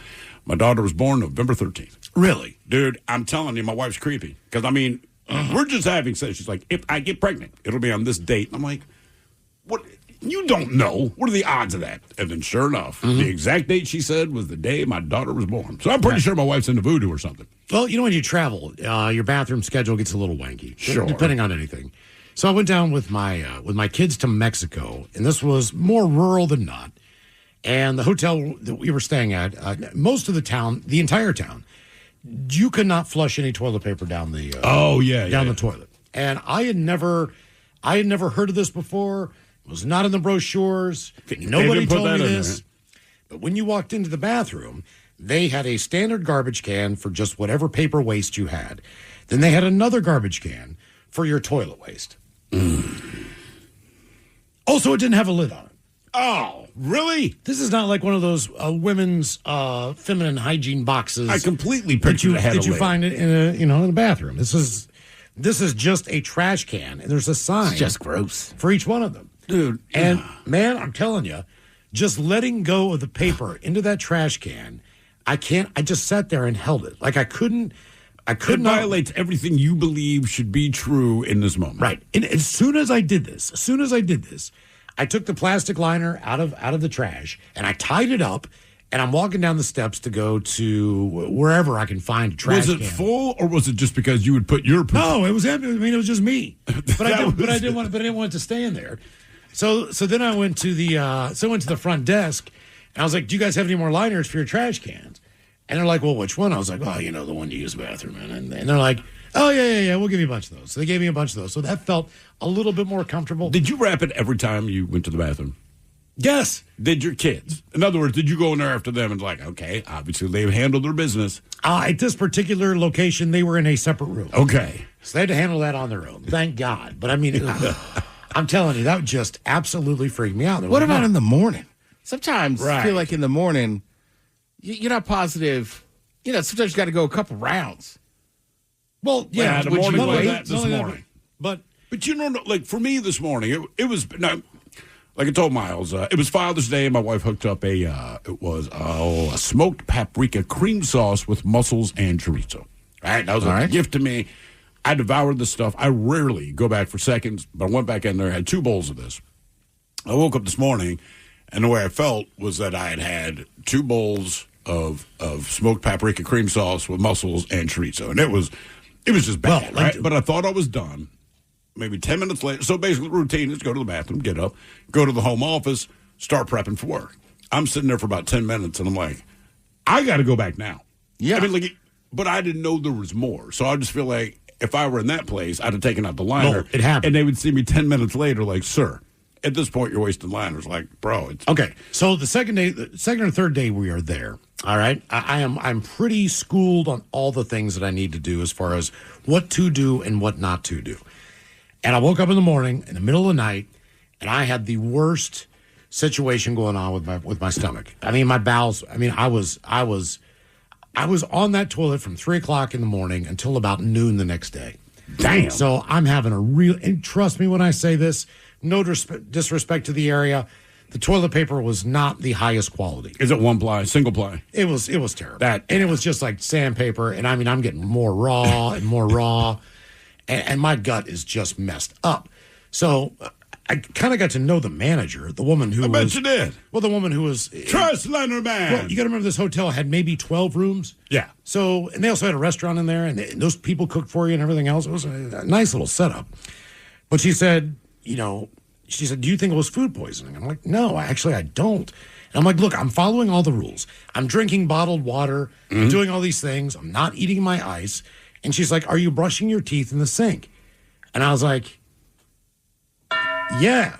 And she's like, are you using the water from the fountain? And I was like, yeah. And she's like, you can't really do that. This is not, we don't really have a water filtration system on this little island. She's like, it's the water we have, which sometimes mixes with other things. I don't know what you got in you. Other things. You know what that means. Bacteria, Yeah, poop. other things. Exactly. And so I was like, oh, that's right. Brushing your teeth. So from that point on, bottled water to brush your teeth, bottled water to rinse out. And you were good?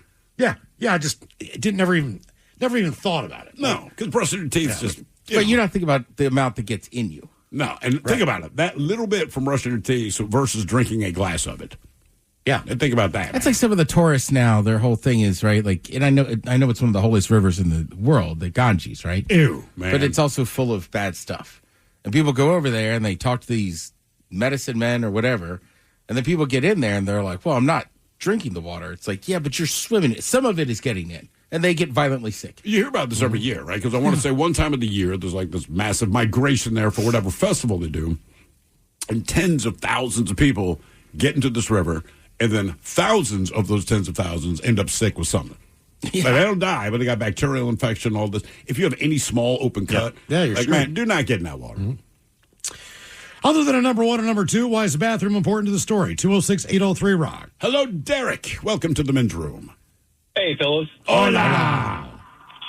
So I was up in Wenatchee, and I had a small apartment with a roommate, and there was a girl that didn't live too far away. We invited her over for drinks and hang out. I think it was like 4th of July or something. And she ends up getting rather drunk, and we're all getting a little buzzed, and she walks away, and she's like, I got to go use the bathroom, and we're outside, and the door's open, I peek in, and I see her in the kitchen, and she's, like, bent over in the refrigerator. Oh, no. And I'm kind of confused, like, oh, it's hot outside, so I'm like, she's sitting in the refrigerator to cool down. And I go, hey, Sammy, what are you doing? She goes, I'm peeing. And I go, no, you're not. Yeah, so she thought the refrigerator was a toilet. That's amazing. All right. Wow, man. And this is in the middle of the day? Yeah, I mean, closing 5, 6 o'clock or whatever. See, I've done this waking up in the middle of the night, kind of semi-conscious, and peed in areas that were not the toilet. But never a but not during the day when I'm still up and conscious to some degree. What food got hit by her stream? You know, we were just pretty much baking chicken and those Normandy vegetables from Costco. So thankfully, in barbecue sauce, I mean, I kid you not, we lived on that. Like, it was special when we got a different barbecue sauce. So there wasn't a whole lot to get peed on in that refrigerator, but you know, yeah. Still, yeah.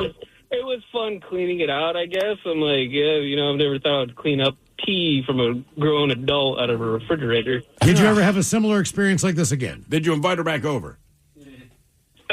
She did not come back over. She actually avoided us for a while, and you know, I was telling her, I was like, it's all right, you know, things happen. She was a cool chick to hang out with, but she was definitely embarrassed after that. And I figured. Yeah. To say the least, I wouldn't let her in the kitchen, though, probably ever again. Alice Springs chicken. Oh, yeah. Other than a number one or number two, why is the bathroom important to the story? 206-803-ROCK. Hello, Grant. Welcome to the men's room. Hola. So I was a sewer pipeliner technician a couple of years back, and I remember one vividly. It is trapped in my head. We were down in, I believe it was Tacoma, not too far from the port of Tacoma, and the house is down there. I mean, it's a somewhat decent-ish area, and we show up to the job site. Hole's already dug, sewer's already open, and knock on the door, tell the customer, like, hey, if you could please refrain from flushing anything down the toilets, please. That'll help us immensely.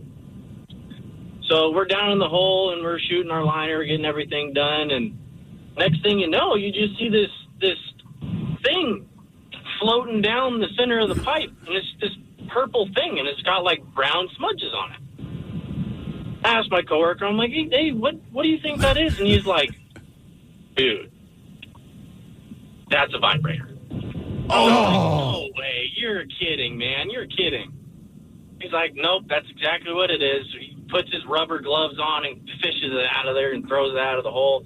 I'm just like, didn't we tell him not to use anything? And he's all like, yeah, I mean, people got to go to the bathroom. They got to go to the bathroom. So they're like, all right, cool, whatever. We'll just keep working. Next thing you know, you just see like these, what looks like corn start coming down. You're just like, oh, come on, people. Like, we're just trying to work. The next thing you know, you see a Jimmy floating down the thing. I'm just like, all right, we're done. I go knock on the door, talk to the people, and it's this. I didn't knock on the door at first. My lead did. He told me to go knock on the door. I go knock on the door. Some old lady opens the door, and I'm just like, hey, so if you could please not flush anything down the toilet, that would be awesome. She's like, oh, yeah, sorry about that. And then just closes the door. Just like... Not what you expected to see, I'm guessing. But no, not at all. Who flushes a vibrator down the toilet?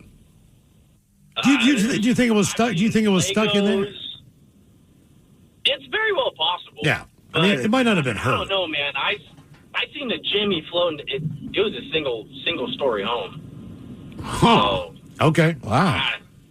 Well, I've seen some crazy stuff. I've seen some Legos float through there. That's kids. Fish, if you can believe it or not.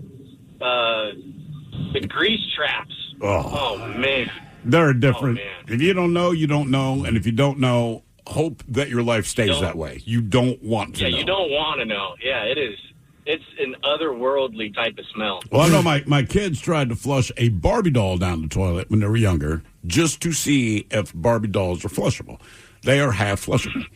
Because the toilet was backed up, and they were very calm. They didn't realize they'd done anything wrong. So as my son comes bouncing down the hallway, hey, Dad, toilet's backed up. I'm like, all right, man. So I walk in there, and they're both standing there staring into it. And it's like a murder scene because most of her are gone down, but her hair, her little butt's still floating on top, right? So I'm like, is that your Barbie doll? And they're like, well, yeah. So why is it in the toilet? And they're like, oh, we just wanted to see if it could flush down the toilet. And you're like, okay, this is what it is to have children. So I said, okay, don't do that. Obviously, she cannot. And they're like, no, we know that now. So, okay, what I'm telling you is don't give it another shot with anything else. If it does not come out of your body, do not flush it down the toilet. And it's like, okay, so it's never a problem again. But I'm like, why am I dealing with this right now? Other than a number one or number two, why is the bathroom important to the story? 206-803-ROCK. Hello, Mike. Welcome to the men's room. Hi. How you doing? Hola. I got one for you. All right. I was a bus driver in Denver, and bus drivers party a lot back in the 80s. And I picked up this redheaded gal, kind of skinny, but she was nice and everything, but she was a little psycho. And party, and then I saw her in the shower, so I got in the shower with her, and I started doing my thing, and I fell asleep. In the shower? Yeah, in the shower between her legs. Oh, damn, man. When did you wake up? After she slapped me. Okay. Yeah? That sounds about right. Everything about this story makes sense. What kind of bus driver were you? City bus driver. Oh, you're a city bus driver. Okay. And you guys used to party back in the day. The reason why I called her Psycho Patty is because I realized after 2 years, I picked her in front of a psych ward. Oh. All right. And it took you 2 years to piece all this together. Oh no, I kind of knew it from the beginning, but you know what? The rush every day, running from police, shoplifting, stealing purses, taking credit cards. Back then you had a credit card, you could run it forever on $49. Yeah, it's a good point. Okay. Damn. 2 years. That's why she's the front of the segment. I never knew that bus drivers were known partiers.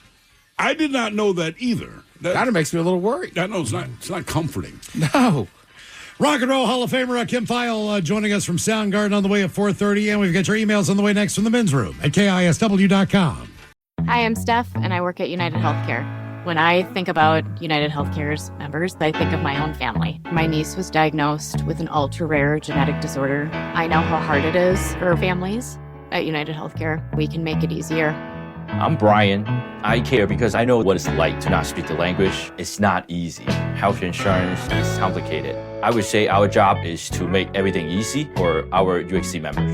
I work for United Healthcare. I'm committed to care. When you finally find your thing, you want the whole world to know about that thing. So you use a thing called Canva to make it an even bigger and better thing. Whether you want to create flyers for that thing, make presentations for that thing, or design merch for that thing, you can do anything. So people can see your thing, feel your thing, love your thing. The next thing you know, it's a thing. Canva, the thing that makes anything a thing. When everything at work is on fire, deadlines are slipping, and your entire team just won the lottery, you think, this is a job for sponsored jobs. When you need a hiring hero, an Indeed sponsored job will match you with quality candidates. Phew! Sponsored jobs boost your job post and search results so you can reach the people that can help your business thrive. Plus, with Indeed sponsored jobs, you only pay for results. Join the 3.3 million employers worldwide that use Indeed to connect with quality talent that fits their needs. Spend less time searching and more time actually interviewing candidates who check all your boxes. Less stress, less time, more results. When you need the right person to cut through the chaos, this is a job for sponsored jobs. And listeners of this show will get a $75 sponsored job credit to help get your job the premium status it deserves at Indeed.com/podcast. Just go to Indeed.com/podcast right now and support our show by saying you heard about Indeed on this podcast. Indeed.com/podcast. Terms and conditions apply. Need a hiring hero? This is a job for Indeed sponsored jobs. This episode is supported by Ring, because at the end of the day, your home is your sanctuary. And with Ring, it's protected. Whether you're across the house or across the country, keeping an eye on things shouldn't be a mystery. With the battery doorbell, you can keep track of your packages and see more of what's happening at your front door in real time. If you want to make sure your yard is safe at night, the Outdoor Cam Plus delivers a wide field of view and enhanced video clarity with Retinal 2K video. And for the ultimate in detail, you can upgrade to 4K cameras and doorbells featuring Retinal Vision. It gives you ultra-clear footage that actually lets you zoom in without losing those important details. The Ring system is helpful every single day. Like a lot of us, most of our shopping is done online. There's a certain peace of mind that comes with knowing exactly when a package arrives while you're busy at work or running errands. It's not just about the technology. It's about the relief of knowing your home is secure. It's incredibly easy to set up, and it gives you that extra layer of protection for what matters most. Your door, your yard, your home, your peace of mind. With Ring, it's protected. Shop cameras, doorbells, and more right now at ring.com. Hi, I'm Kirk Cameron. Is health insurance eating up your budget for 2026? If you're looking for ways to better steward your finances, consider this. Christian Healthcare Ministries is a health insurance alternative at half the cost. As a ministry, CHM allows you to share the burden of medical bills with other believers. Join CHM today by visiting chministries.org/solution. That's chministries.org/solution. You read labels on your food because what's in it matters. Dirty Labs brings that same thinking to your dishes. In other words, what touches your food matters too. Dirty Labs is proving that cleaning doesn't have to be so dirty. So they created a dishwasher detergent designed to deliver conventional levels of clean without the toxic chemicals or residue. Because the plates and forks your family eats from deserve the same care as the food you put on them. Fall in love, or it's free at dirtylabs.com. Quick stat for you. Phoenix tourism is up 23%. Hotel occupancy is at 89%. And a developer called Intersection Development, who already has 15 properties live and operating on Roosevelt Row in downtown Phoenix, has purchased the land for what might be the most interesting hotel project in the country. It's the first ever Atari Hotel. And before you write that off as a novelty concept, consider that the gaming industry just crossed $450 billion. Bigger than film and music combined. This project sits at the crossover of that culture with one of the strongest hospitality markets in the US. Even more interesting is that they filed a Regulation A+ offering with the Securities and Exchange Commission, which means you can pull up actual financials, projections, full deal structure, and become an investor. Check it out at AtariHotels.com. So if you like alternative investments and doing your own due diligence, this one's worth a look. That's AtariHotels.com. This episode is supported by Ring, because at the end of the day, your home is your sanctuary. And with Ring, it's protected. Whether you're across the house or across the country, keeping an eye on things shouldn't be a mystery. With the battery doorbell, you can keep track of your packages and see more of what's happening at your front door in real time.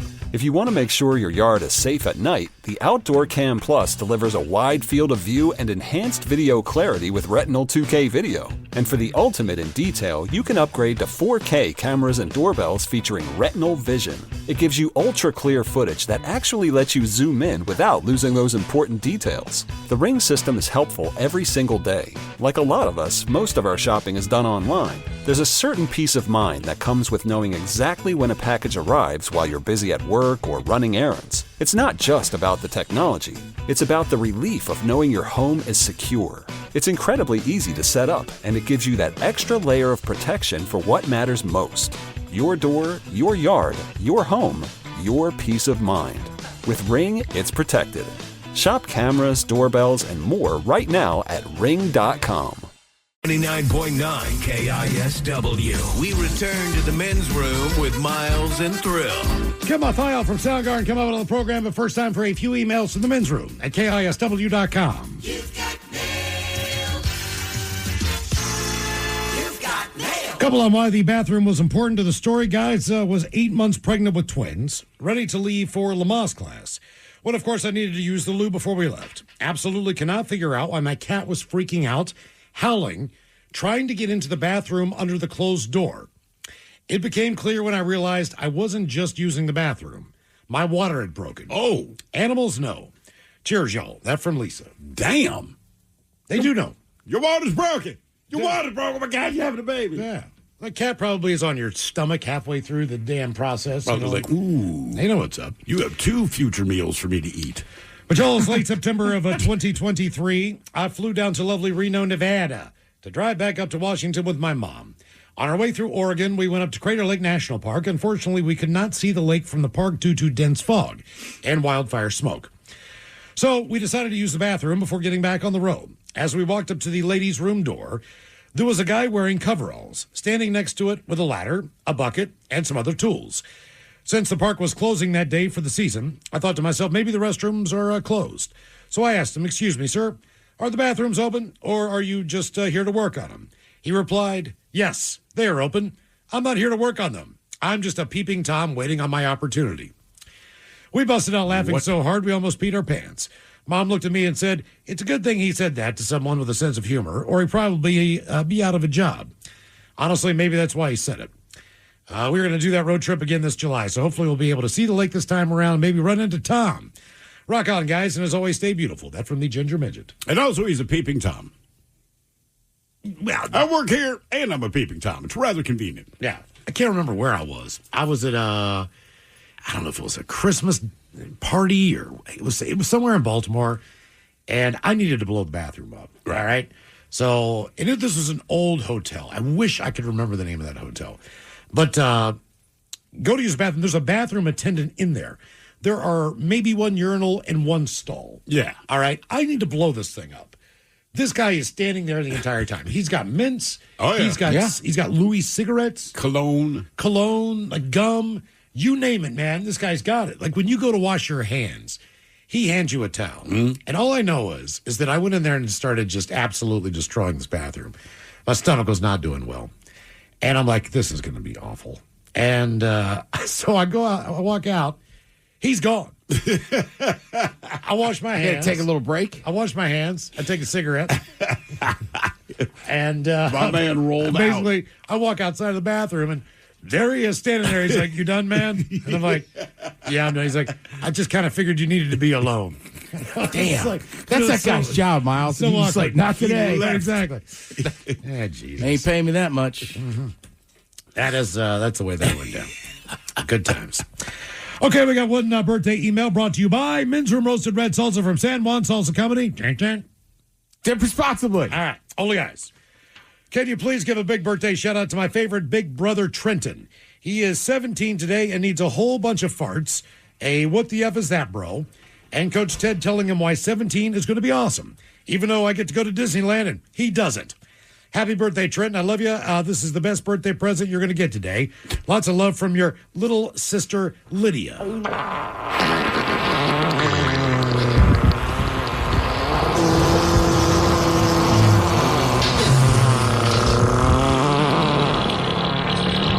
Oh, my God. What the is that, bro?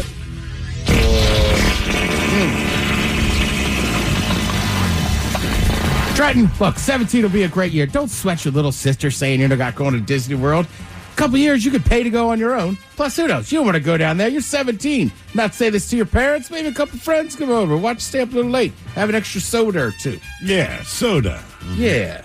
I like you trying to sell, hey, in a couple years, you can pay for Disney yourself.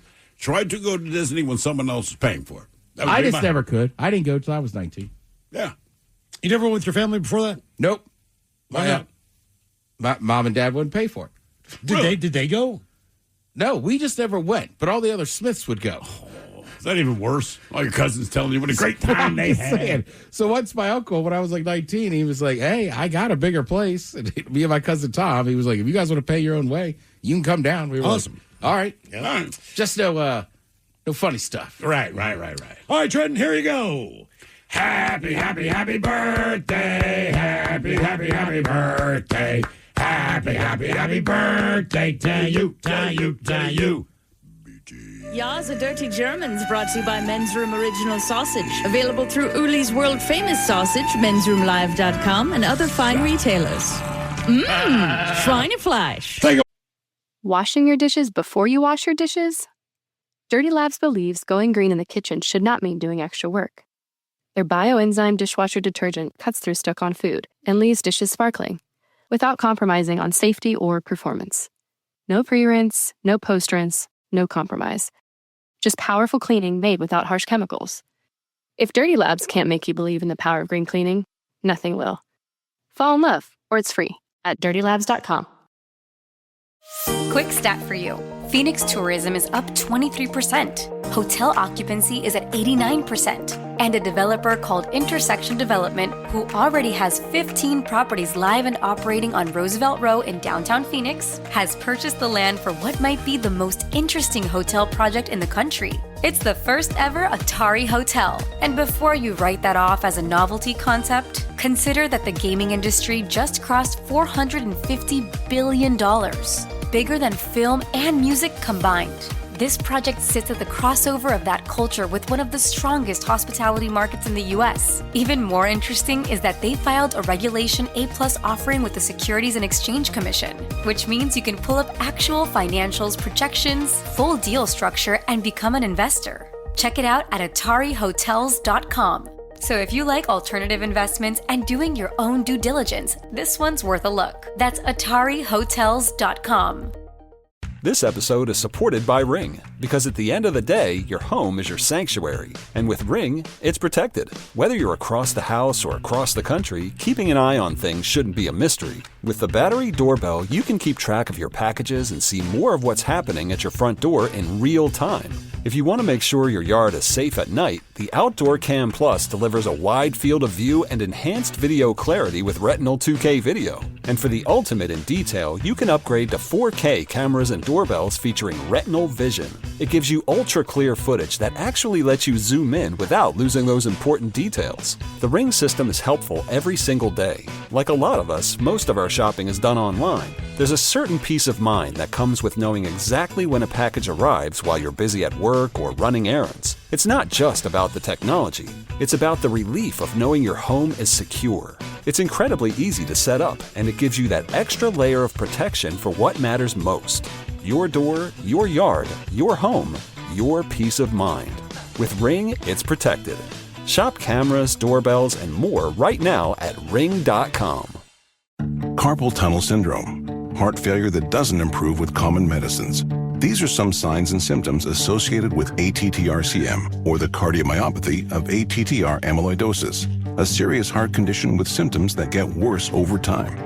Amvuttra, vutrisiran, is a prescription medicine given by a healthcare provider that treats ATTR-CM in adults to reduce heart-related death, hospital stays, and urgent visits.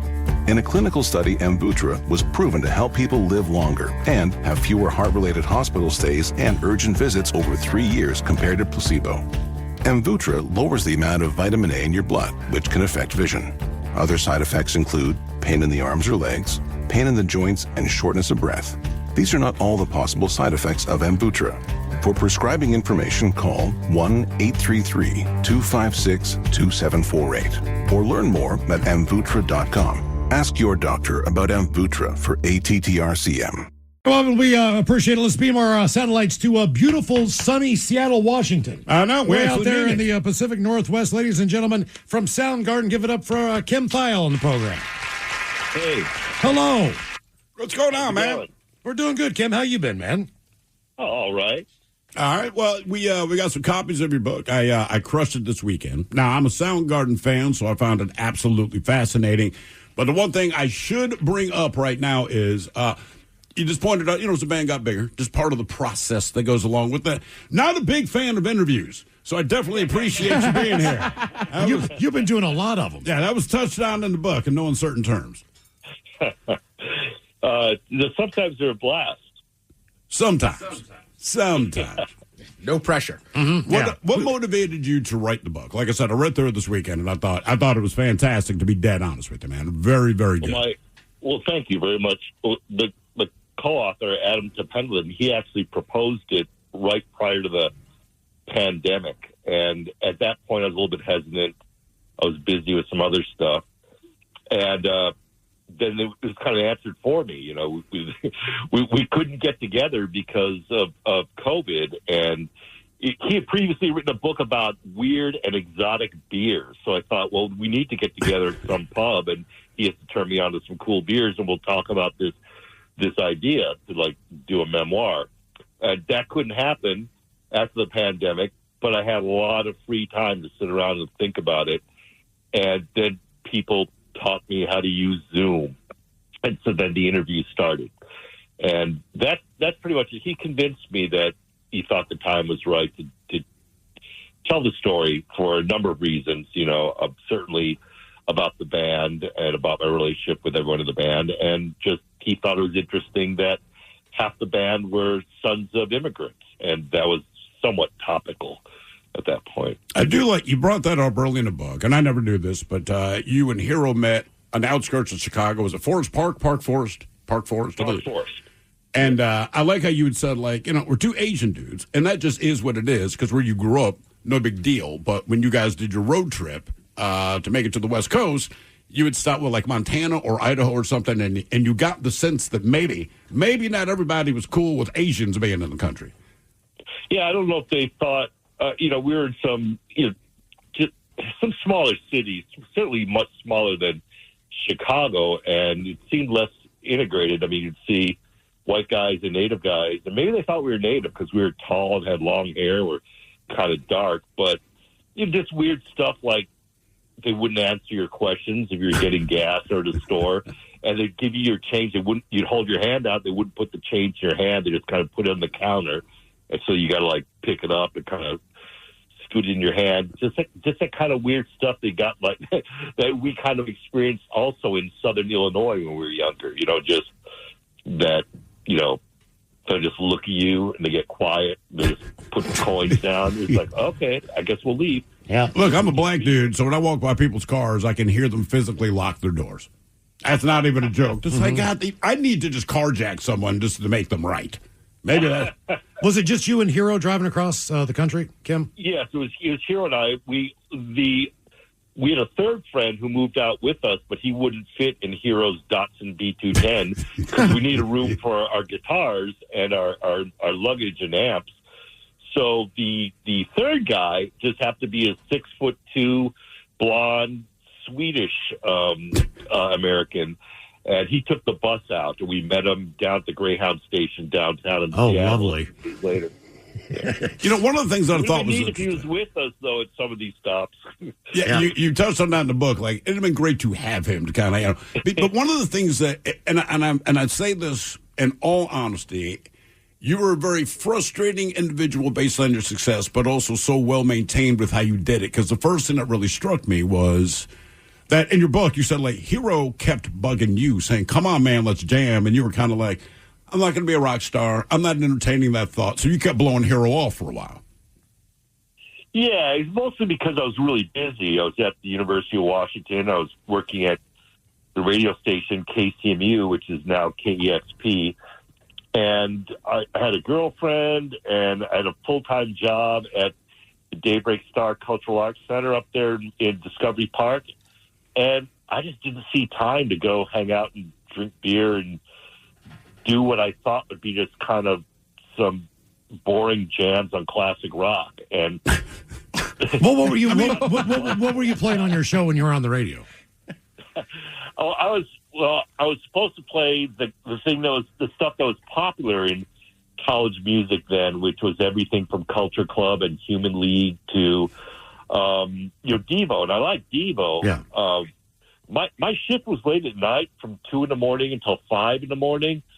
So often when, the heavy rotation track would come up, I would just kind of log that I played it and then put on some Dead Kennedys. I was going to say. Yeah, exactly. Yeah, you do. You definitely reference punk a lot, but it blew my mind that Hero had to kind of coax you into starting this band that goes on to become Soundgarden. Because immediately I'm like, you've got to be kidding me. But that theme about you kind of stays true to the book. So it's a couple and look, I've been listening to Soundgarden since you guys put on Ultra Mega. All right. So, and as you follow the band, there's just so many things that the average fan you don't know. But I love the idea. You're like, all right, there's SST Records, and you guys are big punk heads, so you wanted just the opportunity to do that. You had Sub Pop going on.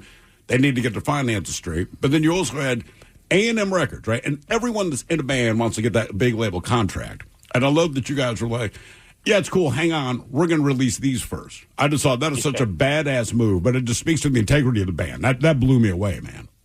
I think the move there was the more we do for ourselves, the less they're going to try to manipulate or repackage or try to direct us in terms of marketing. It's like, look, here's the audience. We've built them in the U.S. and in Europe over these years, over these tours and these other releases. So what is it exactly you want to screw with that? Are you going to give us some Aquanet and spandex, or are you going to let us be who we are? Yeah. Did you, Kim, who owned the van? The one that's, I guess it's in Cleveland now? Eventually me. Hero's parents fronted him some money so we could invest in the van. And so it was kind of in Hero's name at first, and then he quit. So then it was in the management name, I think, maybe, or maybe it might have been in Soundgarden's name, might have been our manager's. At some point, it was transferred over to me, and it was mine. And then I sold it to EMP sometime, 20 years ago or something, 25 years ago. And now it's in some museum. It's bounced around. I think it's in the Midwest. I think it might be back in EMP's possession. I'm not sure. Okay. What about that? The Spinal Tap, like that devil? Do you know? Do you have any idea whatever happened to that? That was so cool. Apparently, from what I remember, I just wrote about this maybe half a year ago when Rob Reiner passed. But Spinal Tap's last show on their tour was Bumbershoot here, and they left that skull behind. I think they thought it was misplaced or taken, but they just forgot to load it and take it with them. And it ended up in the possession of some friends of Jeff Ament from Jeff from Pearl Jam. Yeah. At that time, it would have been, might have been Mother Love Bone at that time. Oh wow! But we were given a fill-in gig at what was then the Coliseum. I guess now it's Climate Pledge Arena. Oh, at that time, we got, I think it was a Lollapalooza gig. The subsequent year or a couple of years later, Jeff said, "Hey man, I know where that Spinal Tap skull is, and it'd be great for you guys to use it for part of your set." He got a hold of it. He fixed it up. He painted it. Just kind of made it look fresh and new. They got some wires or winches, and I think it might have been while we were doing the song Beyond the Wheel. Some guys backstage just kind of hoisted it up behind us, and they put some dry ice in there, and so the dry ice steam and smoke was coming out of the eyes. It was crude but excellent. The fact that it was crude and the skull was kind of spinning around and wouldn't stay still made it even more perfect. One of the things you do touch on the book, and I love this, and I was saying this to the guys earlier, I'm like, beer always comes up, but it's never excessive. Like, I don't even know if you realize that when you read through the book, but like at some point, like, before I went on stage, we drink a couple beers. And after the show, we drink a couple beers, but it seems like the term couple of beers always pops up. Now, I am married, so a couple of beer means 6 or more. But on average, because that's, if my wife, we had a couple of beers. I mean, that means I am pissed drunk. But in your case, you said just kind of ease the nerves before you went on stage. You'd take down a couple of beers. Like, how many are we actually talking? Well, before I went on stage, it would be anything from 1 to 2. While on stage, I might have another couple, and certainly after the show is over, I'd cool down. But I guess what I was trying to illustrate was that there wasn't really there weren't any alcoholics or serious alcohol problems amongst the band members.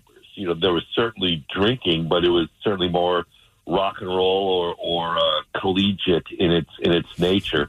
It was definitely a handful or more, but it wasn't people like waking up on beside a curb, right, neighbor town. One thing I would argue this with anyone is, as far as bands go, in my opinion, Soundgarden and the Red Hot Chili Peppers, as far as listening to the first albums, listening to the most recent, there's a definitive evolution to the sound. Because bands like AC/DC, you know exactly what you're getting. I love AC/DC, but I know what you're going to get. Rush, I know what I'm going to get. But with Soundgarden and Chili Peppers, both bands definitely matured. You can definitely hear songs change. So it's interesting to me because one of the things you said was when you got to, I believe it was Super Unknown, it was kind of the first time you guys would make demos for each other instead of jamming out the songs, and you weren't necessarily a fan of that process? It was kind of starting, maybe a little bit around Loud in Love, Bad Motorfinger, but it was really prevalent on Down to the Upside, which was the album that came out in 96. We were recording in 95, 96. So around that time, everyone had 4 tracks, including myself. I just didn't know how to use it properly.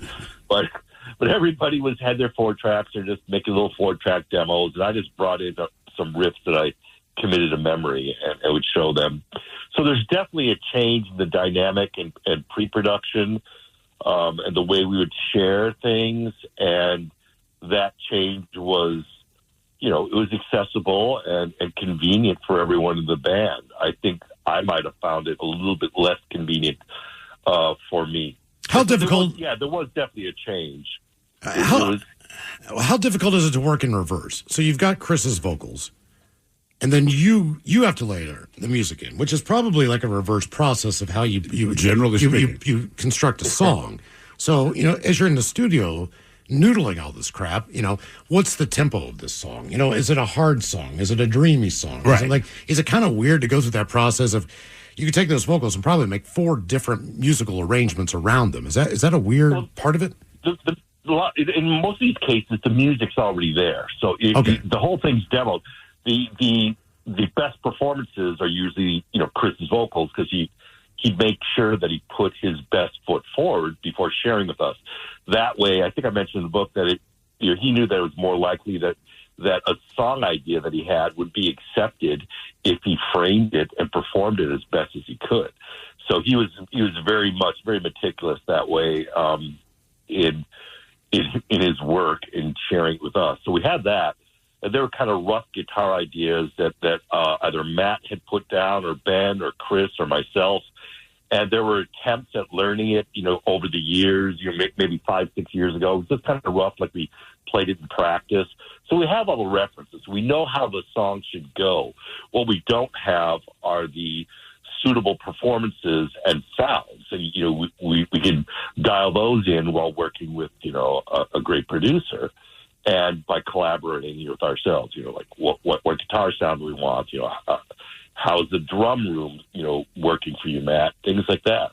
Okay. One of the things I enjoyed reading was you guys, you played one show and you were down on yourself because you'd messed up a couple notes here and there. Then you said Ben was laughing because he missed a couple of notes. But I love that you dropped in. Of course, Matt Cameron never F's up. Like, apparently, he's just like, the dude is just infallible in drums. Yeah. But one of the things that really resonated with me, too, there's a way that the public looks at anyone who has gotten popular in whatever genre of what they're doing, right? And a lot of times you always wonder, are you aware of it, right? So Tom Holland plays Spider-Man. He knows he's Spider-Man. He gets paid well. But is he aware of how cool the vibe is? And one of the things you had said is that when Soundgarden went on the kind of impromptu hiatus, for lack of a better term, just 10 years, and your whole thing was, look, I just want to be the gatekeeper and protector of the music and the legacy and all that kind of thing. And when the idea of a reunion came up, I guess you had said, like, you guys played your first show together somewhere, and you just didn't realize that in those 10 years that you had not been playing with them, that Soundgarden had become legendary and even bigger than you guys were before you stopped. That was a Nude Dragon show. Yeah. I wonder if that was the show that we played with Tom Morello and brother Wayne Kramer at the Crocodile. I think that's the one you referenced. We had Tad singing for us, and we call it Tad Garden. Yeah. We're pretty surprised. I mean, they kind of called out the guys in the band, and there's like this amazing like cheer from the audience, and there's a lot of guests on that bill. Tom Morello and Boots Riley, and I remember Wayne Kramer just turned around and looked at us and looked at me, and he just raised his eyebrows like, wow.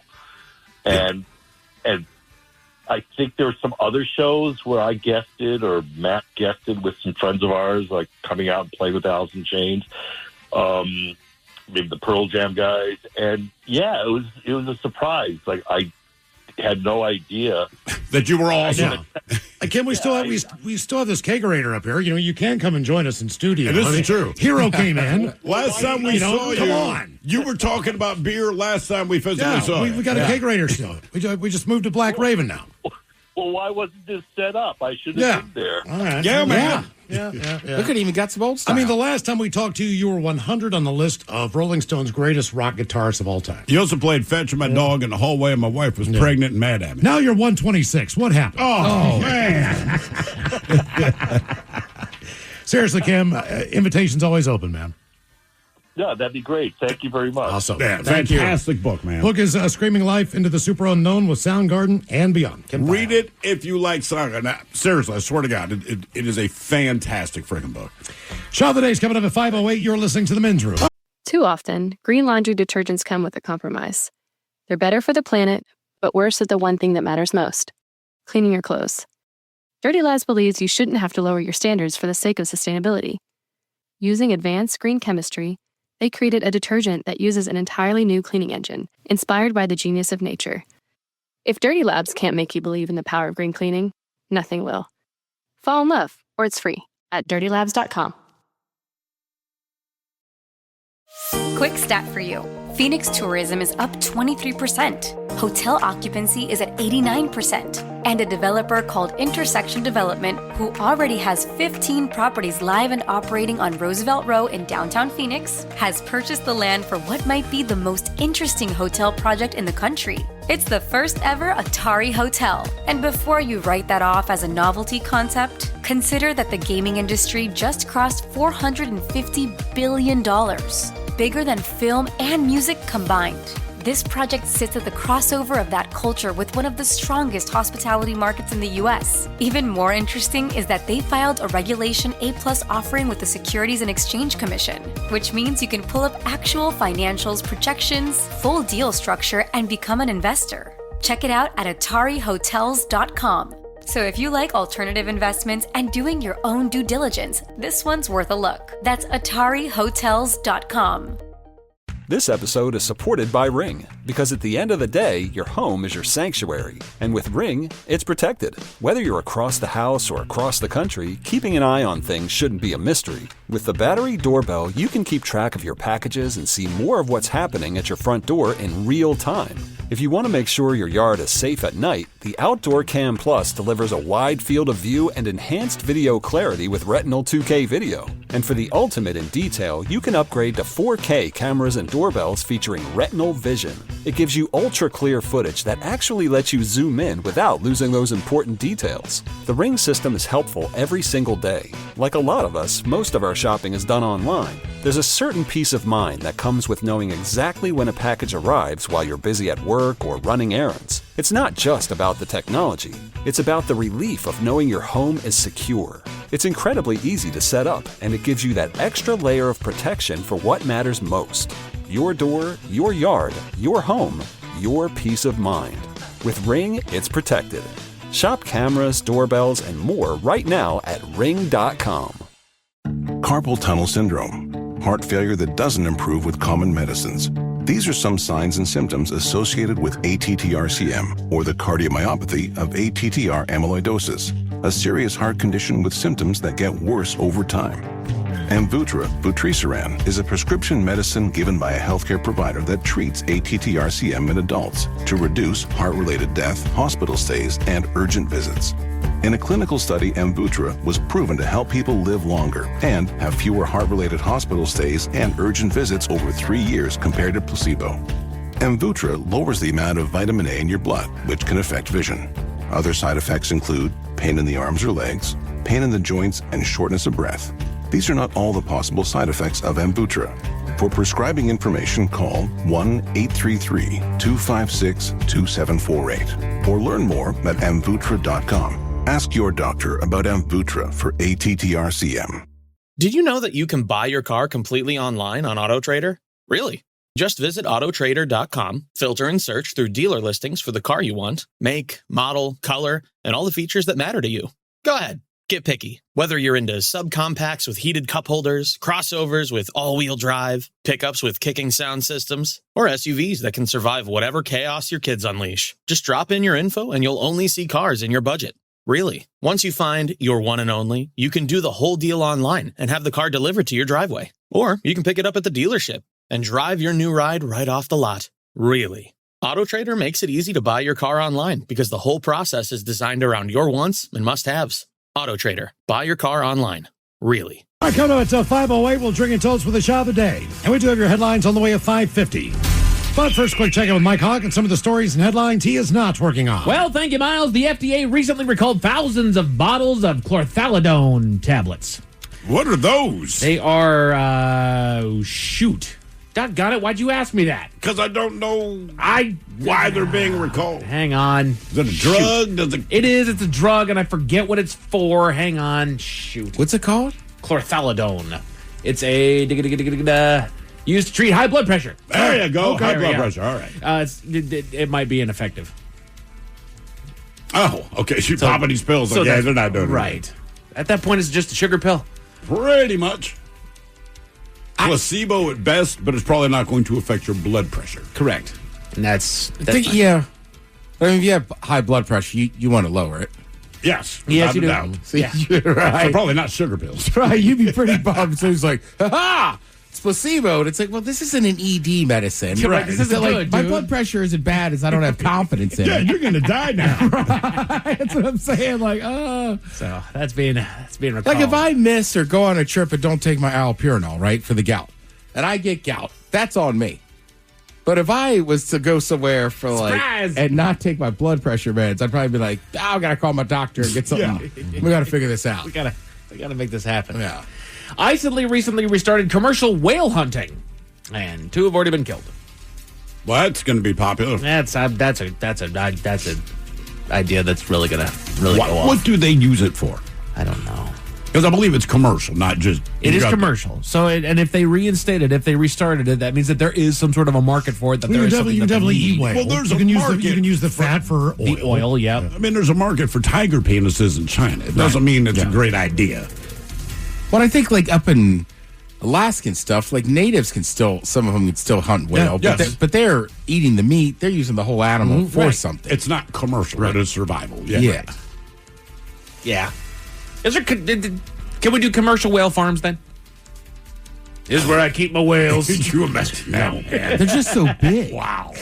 Commercial. I'm just... People would So big. lose Hey, giving their... it back, man. We're just, we got my whale farm. They're all domestic, kelp-fed, That's right. 100% organic. Hey, if we're feeding the people, let's make a whale farm. I mean, they do it with tuna. There you go. You ever see those giant, I guess you call it a bin? I don't know. In the middle of the ocean, they're just fenced in there. There you go. See, with this is going to Mike's take off. Whale Steve. That's Farm. right. Come on down. I'm going to be the first guy to farm whale. Yeah. Well, they have a migratory thing going on too. Good luck keeping those in a cage. Don't you worry about it. Is this farm raised? I could tell. It's farm-raised whale. Free range whale. This is bad. New research suggests the older you get, the more weed you should smoke. Okay. Because I keep getting older. On it. Right. Okay, I guess I'll up my dosage. Yeah, all right. I think the older I get, the less weed I smoke. Yeah, I just Strangely enough. don't need it near as much anymore. I time it out different. Yeah. Yeah. You know what I mean? It used to just be stoned all the time. Now I'm like, no, there's a time and place. That place is home. That time is now. Yeah. No, but, yeah. If I gotta work early in the morning, I don't like to go hard on it. What, the night before? Yeah. Yeah. That's just, Night before doesn't bug me. Put your thinking caps on, gents. Time for the Merriam-Webster word of the day. Steve, you currently hold the title here. I give you a 70% chance of success. You get first crack. It's a noun brought to you by the letter C. And this most often refers to a series of related things. A C word that often refers to a series of related things. Coincidences? Not coincidences, no. Collaboration. Not a collaboration, Miles Montgomery. Damn it. It's going to go coincidence as well. So it relates to a series of related... A series of related things. They're not coincidences. Classification? It's kind of that same length of word, but no. Wait a minute, hold on. Hang on, Miles is looking for the guess here. A C word referring to a series of related things. Coinky dinks. Not coinky dinks, no. Have you guys ever heard of a cavalcade? I've heard the word. I didn't realize that's specifically what it meant. Right, it's just a Right. collection. If they use it right. A cavalcade of blank. First time I ever saw that was Seth MacFarlane, the guy that did Family Guy. He released a DVD that was called The Cavalcade of Cartoon Comedy. And that was the first time I'd ever seen that word before. It was funny. It was R-rated. It was funny. Cavalcade. The cavalcade. Researchers say that our brains weren't designed for this much bad news and that we need to build healthier habits of digesting it. I believe that. Basically, they said reading all that bad news kind of triggers a fight or flight instinct in us, because our brains are built to sense danger. And when we read all this bad news, it's just like, danger, everything's danger. We're all going to die. This is terrible. They're saying the answer is not to completely cut it off, but it's just, change how you go about when, where, why you're looking at all the bad news that you're seeing. But a lot of it's just the availability of all the information. Right? That's So you exactly go back right. during the Depression. You can go to the Dust Bowl. It's like, right, but that's what people concentrated on. Not that it was, but you did not get distracted by the ramblings of a fool. You did, right? It's just that. We got to find a way to survive. This is our situation. Yeah.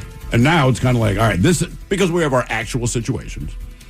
And then you read the news, and there's 400 things that don't necessarily affect you, but they're negative, right? It still bugs you. And so you take it all on instead of just concentrating on the one thing or two things or 50 things that may have a direct impact. It's also out on of you. your power. You know, you can't control it. So there's No, but no I'm saying point. you don't have to read it all. Yeah. So talk to somebody that doesn't leave the house much. Yeah. Right? And just, if you watch, I don't care what the network is, 24-hour news or whatever, like they're convinced the world's ending every other day. Absolutely. If it makes anyone feel any better, people have felt that way forever. Yeah, true enough. True enough. Scientists turn wet coffee grounds into coal-grade fuel in just 90 seconds. Damn. I hope I mean, that's... don't we all kind of turn coffee into fuel? Coffee grounds do a lot of good. They're good for your garden. They're good for all kinds of stuff. Yeah. They're I'm good down for your for it. spaghetti sauce. They are. I'm They- down for it. Yeah. Just don't leave it. Just don't put so much in there that they get in the coffee. Yeah. Did you see where they got a new way of brewing coffee through audio waves? I saw the headline, but I don't understand. Yes, I did see I that. don't understand it either because it's just not technology that I'm aware of. Yeah. But apparently it makes a pretty good cup of joe. In like 2 to 3 minutes. Huh. It made like an Yeah. espresso grade coffee. In So like if 2 I to 3 minutes scream with at my sound coffee pot tomorrow, It's like a machine. I saw the machine. I just didn't understand how it worked. yeah. bites. Neither did I. That's why I wasn't working on that one. Ted, do you know what day it is, my friend? Monday. It is National Stupid Guy Thing Day. The Men's Room Top 10. Written from whose perspective? The Men's Room Top 10. Honestly, from a pretty universal perspective, because I looked up the list of these stupid guy things that we all tend to do for, whatever reason. These aren't, major stupids. These are just, look, we're dumb. We are simple creatures. There are certain things that we all kind of fall into and just how we don't. Like answering your wife honestly. Yeah, you know what? That could be one. Like, you know what? Not realizing that she's not actually looking for the truth. She's looking just for something else. Let's see here. So I looked up the 10 stupid things that guys do. Bottom of the list, they say forgetting to throw out the packaging, leaving empty cereal boxes in the pantry, empty milk cartons in the fridge, wrappers on the counter. Nope. I think that's just who you are as a person. Yeah, so everyone in my family does that except me. I'm pretty anal about it. I will admit that my wife will follow me around from time to time because if I've got some sort of a project, usually in the kitchen, of putting something together, making something, I have a bad habit of leaving little things behind. If I'm making whatever thing, I need the scissors to cut open this package, and then all of a sudden, the scissors and the little snip of package get left on the counter while I'm finishing over. I'll handle that in a minute while I'm doing this. Well, that gets put on a back burner. There's 9 other things that happen in between that time, and then there's dinner. And there's still scissors and a little snippet of packaging. I'm super anal about it. I'm sure I got that from my dad, but there is no mess left behind. You also worked in a kitchen, so I wonder how much of that also kind Actually, of gets. be honest with you, right? Because they beat that into your head. I wash everything when I'm done using it. Yeah. Even in Yes. the process of cooking. And that I do as well. I don't wait to the end. Yeah. That way, there's just less to do I at the agree. end. And it keeps you busy because while something's cooking, You can do I something can either else. stand there for 5 minutes and watch it do nothing, or just go to the sink, watch this big ass pot. That's why last night sucked. Turns out I'm making that cream sauce and the mussels and tree. I was like, we have 6 pans that we have used for this one meal, and the entire sink is full. I could not take it. Damn it. Yeah. Damn it. Talking the talk during chores, they say. Being overly confident in our ability to organize a garage, pack a car, load a dishwasher, often to the quiet frustration of our partners. My dad was definitely that way. He could not do anything without telling you how it's going to go. Yes. Most of the time, he was right. I did it with a buddy this week, right? He set up a tailgate on Friday. It was awesome. Afterwards, he's putting stuff away, and he goes, I had it set up perfect before. And I went, can I help you? And he's like, just don't. He's like, it's a Tetris game. I'm going to figure it out again. And he was just moving, and I was like, all right, he's right. I did that. We recently had to pack up my grandma's stuff from her spot up in Bellingham, and we were given a trailer that was much too small. Of course. And I was not feeling good. That was when I was dealing with my bout of just not feeling good in here at all. And I got recruited to go up there and do that. So I just got you just stay in the trailer and just pack the trailer. I was getting attaboys the entire time because I was Tetrising that thing all put together. I was like, damn right, I got this thing. Hang on, I know exactly what I'm doing over here. That was one of my dad's favorite things to do when I was a kid. My mom would come home. Come look at what I did out in the yard, honey. And it was just, We're so proud of everything that we do.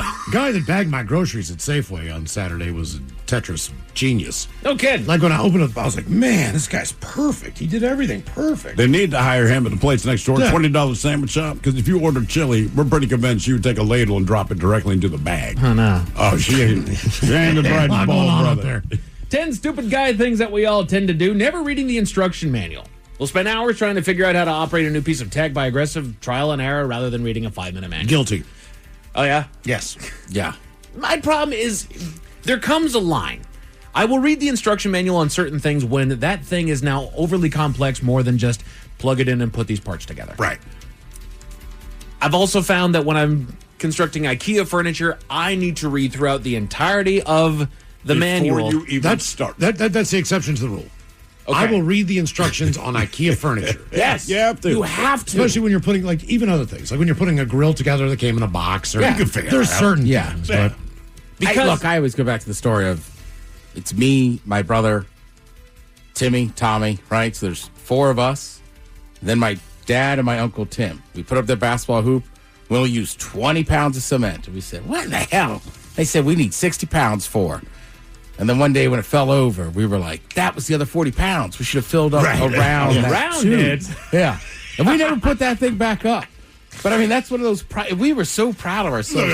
Yeah. Frickin' idiots. Who needs all that extra dry? Who needs that much concrete? I built a kitchen island for our place when we lived down in Sumner, and I remember I was so proud of myself putting this together, this big complex thing. And this is when I learned that I had to read through the instructions on IKEA furniture, because while something looks like it can just basically land in any direction, most pieces on IKEA furniture have to sit in an exact. Very specific. Yes, because this one side has this kind of siding on it, and this one side. So this thing had a flat back on it that you nailed to the back of it, and I had that top piece backwards. So take it all apart. Took it apart and turned it around, and until the day we got rid of that thing, it had nail holes right in the front of the doggone thing because my stupid ass put it on wrong. 10 common good-natured missteps and stubborn habits that men fall into. Buying the wrong things at the grocery store. That is not my fault. I do. Basic. Well, you just got to be really specific. My thing, I don't buy the wrong thing. You want a specific brand. Yes. That's it. There's a difference. If you say get peanut butter and I come home with a banana, then obviously I'm stupid. But if you say peanut butter and I just buy Jif, and you're like, I specifically wanted Skippy. Like, okay, I you didn't need to know let that. me know. Right. You I'm need getting to let me peanut know. butter. Don't you look and see what we always have? No. Actually, I don't. I don't. I really don't. I just get the peanut butter. Yeah. You said you wanted peanut butter, I got peanut butter. I got this one every time. And the thing is, it's always... Don't touch it. I'm always told how much money we saved, even though we just spent money. I'm like, well, when I grocery shop, we definitely save money. Because I look at the price. You want coffee? That's cheapest. Boom. Into the garbage. With the exception of beer. I mean, it's how it operates. That's right. I'm with Thrill. It's not like I don't, you're not coming home with something completely different. It's usually some little Just technical. not the brand. Right. This isn't the organic one. Low-fat yogurt. I did not know that. Why'd you get the low sodium? Is this Greek? It's not? I don't know where it's from. I couldn't pronounce the company, so I just assumed it was Greek. Overestimating our physical limits, trying to carry every single bag of groceries from the car to the kitchen in one trip, or attempting to lift something incredibly heavy without help. I do it every time. I will say this, though. The days of all the grocery bags are kind of leaving because now they're all paper. Yeah, you can only stretch those things so far if it's not double bagged. Right. That goddamn little handle will break That off. handle's going to rip off, bro. Yeah, that is where the reusable totes really come in handy. Yeah, good call. Now, that's good. Why do you? I never use the handle on the paper bags. No. I'm sure they're fine. I just don't trust them. The bags themselves are getting weaker. And smaller. Yes. I'm getting better at keeping the reusable bags in my car. Oh, the bags on All a the time. GPL1? No kidding, dude. They're thinner. They're getting tiny. Got it. Ozempic bag. Yeah, good for you, bag. I liked you when you were bigger. Man maths. Just justifying an absurdly expensive purchase like a $2,000 grill or gadget by telling yourself, well, if we use it 3 times a week, it practically pays for itself. It's true. We all do that. I see you ladies doing that. Girl math was a trend on the internet not terribly long ago. I'm going to get a lot more use out of that grill than you are out of that purse. For sure. But Yeah. you're the only one that gets carried around. Yeah. You don't let me carry it. They will. I'm sure they would, yeah. Let them try and close. That was not my argument. You will hold it, yeah. The I can fix this do-it-yourself mentality. Attempting complex home repairs, car maintenance, building flat-pack furniture without the instructions, usually resulting in a trip to the hardware store. Yeah, I give up on that. Yeah. Nope, I'm not. I'm not smart enough to do it. Not savvy enough for it. Yeah, and I admit it openly. I can't do that. I think it depends what it is. Again, don't do it with electricity. No kidding. Holding on to expired items. Keeping a condiment in the fridge that expired in 2019 because it still smells fine. Or wearing a torn shirt from high school. Since we did that show last week, I have been meticulous about going through my stuff. I had green chilies that were expired in 2022. Oh, yeah. You know, like the little dice ones in the can. I mean, I threw so much crap away. I'm just like, I need to clean this. I did do it. I was doing a little stir fry last night and found out my butter's really old. Ooh. I still cook with a ton of butter. It was very disappointing. I cook with a lot of butter. Butter does not last long in my house. No, How did you figure out it was bad? Was it moldy? Looked at the date. Oh. No, it looked fine. How bad? I clearly bought it to use for stuffing, and it was still in the box. I was just like, it's butter. Nope, not using that. Yep, that one's out. And then this is the number one stupid guy things that we do. It's the quintessential trope. Anybody had any ideas? I don't know. The quintessential trope, refusing to ask for directions. Oh, I'll ask. Yeah. That's It a gets thing too in the annoying. past now because GPS is a thing. That's true enough. Know what I mean? We just don't need to. The only thing I will do, though, is sometimes ignore GPS. So that's when you know that's better. the new Yeah. way of my brain doing that. This way's faster. That can't be right. I did that. Literally, Miles, on the way to your golf classic this last time, it was like, you need to take this exit over here. It's like, why in the hell is it making me do that? That's the slower way. We hit it's like, traffic is backed up for 25 minutes on 405 North. And you find out when you get there. Yeah. Yeah, you do. Especially if it's like get off the highway. It is hard to do, but it's telling you that for a reason. Yeah, I know. Oh, yeah. A Canadian healthcare organization secretly tested their employees on phishing schemes and ended up having to apologize to their entire crew, Miles. I think I know why. Tell about it at 5:50. Thank you, sir. Headlines are coming up at 5:50. In the meantime, have we made it to drinking time? Somebody out there deserves to be recognized. And the men's room knows just who it is. So to you, we say, bottoms up, sailor. You're the toast of our shot of the day. Drink time it is, and as usual, we head to the drink test. Can Steve throw a hill to find out who we're toasting? Yes, indeed. And today we toast Mr. Tom Dans. You know who that is? That's the director of the United States Arctic Research Commission. Now, as you may remember, there's been a far-fetched scheme for the U.S. to take over Greenland. And the primary reason given is that Greenland is, quote, strategically important for military operations to ensure American security from bad actors. Now, there's that. But Tom has a different perspective for why the U.S. should annex Greenland. I want you to keep in mind that this is an actual quote from the director of the United States Arctic Research Commission regarding the United States annexing Greenland. Quote, my view is that the United States can take all of the seafood Greenland can produce and cut out the middleman and keep it from China. And you can bring back all you can eat shrimp and red lobster. End quote. I mean, look, man. That's a good reason. I mean, people have different motivations to do many different things. And as the Greenland thing came up, strategy, worried about Russia or trying to do something with China, my man's just straight to like, I want endless strip of red lobster. I mean, I was like, what is happening? Oh, yeah, he was being interviewed, and he said, yeah, I absolutely think the U.S. should annex Greenland. And that was his reason for it. I was like, well, goddamn, buddy. He's a visionary. My man likes some endless shrimp. What's endless shrimp back? He wants endless shrimp back. That is his reasoning. I said that. I'm actually impressed with that answer. So we pour this booze, and we drink this booze because we think it's yummy. Yummy. So over the tongue and down the throat to party in our tummies. Down the hola, bichola. All right, just going to contest on the line now for Profile This, 206-803-ROCK. Profile This is next. Too often, green laundry detergents come with a compromise. They're better for the planet, but worse at the one thing that matters most, cleaning your clothes. Dirty Labs believes you shouldn't have to lower your standards for the sake of sustainability.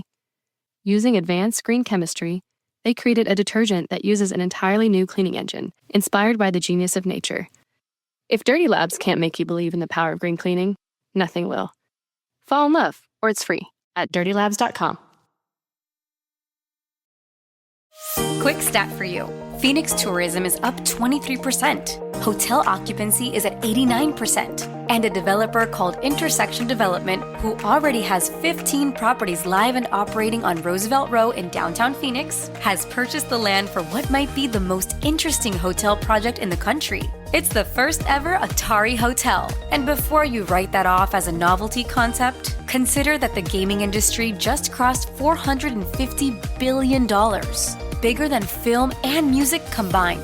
This project sits at the crossover of that culture with one of the strongest hospitality markets in the US. Even more interesting is that they filed a Regulation A+ offering with the Securities and Exchange Commission, which means you can pull up actual financials, projections, full deal structure, and become an investor. Check it out at AtariHotels.com. So if you like alternative investments and doing your own due diligence, this one's worth a look. That's AtariHotels.com. This episode is supported by Ring, because at the end of the day, your home is your sanctuary. And with Ring, it's protected. Whether you're across the house or across the country, keeping an eye on things shouldn't be a mystery. With the battery doorbell, you can keep track of your packages and see more of what's happening at your front door in real time. If you want to make sure your yard is safe at night, the Outdoor Cam Plus delivers a wide field of view and enhanced video clarity with Retinal 2K video. And for the ultimate in detail, you can upgrade to 4K cameras and doorbells featuring Retinal Vision. It gives you ultra-clear footage that actually lets you zoom in without losing those important details. The Ring system is helpful every single day. Like a lot of us, most of our shopping is done online. There's a certain peace of mind that comes with knowing exactly when a package arrives while you're busy at work or running errands. It's not just about the technology. It's about the relief of knowing your home is secure. It's incredibly easy to set up, and it gives you that extra layer of protection for what matters most. Your door, your yard, your home, your peace of mind. With Ring, it's protected. Shop cameras, doorbells, and more right now at ring.com. Carpal tunnel syndrome. Heart failure that doesn't improve with common medicines. These are some signs and symptoms associated with ATTR-CM, or the cardiomyopathy of ATTR amyloidosis, a serious heart condition with symptoms that get worse over time. Amvuttra, vutrisiran, is a prescription medicine given by a healthcare provider that treats ATTR-CM in adults to reduce heart-related death, hospital stays, and urgent visits. In a clinical study, Amvuttra was proven to help people live longer and have fewer heart-related hospital stays and urgent visits over 3 years compared to placebo. Amvuttra lowers the amount of vitamin A in your blood, which can affect vision. Other side effects include pain in the arms or legs, pain in the joints, and shortness of breath. These are not all the possible side effects of Amvuttra. For prescribing information, call 1-833-256-2748 or learn more at amvuttra.com. Ask your doctor about Amvuttra for ATTR-CM. Did you know that you can buy your car completely online on AutoTrader? Really? Just visit autotrader.com, filter and search through dealer listings for the car you want, make, model, color, and all the features that matter to you.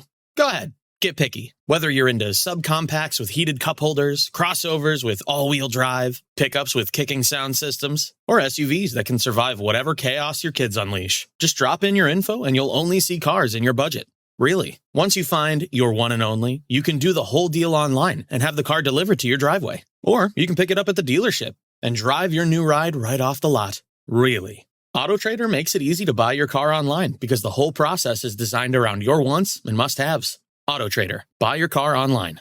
Really. What's up? It's your boy, the Ted Smith. Springtime is upon us, but you already knew that. What you might not know is that while you're ready to grab the hose and start watering those flower beds, your pipes could actually be frozen on the inside. And the truth is, you don't know about it till your yard starts flooding, or worse, your walls. Just remember, if you see water where it shouldn't be, or things start backing up and getting stinky, call Pinky's, Pinky'sPlumbing.com.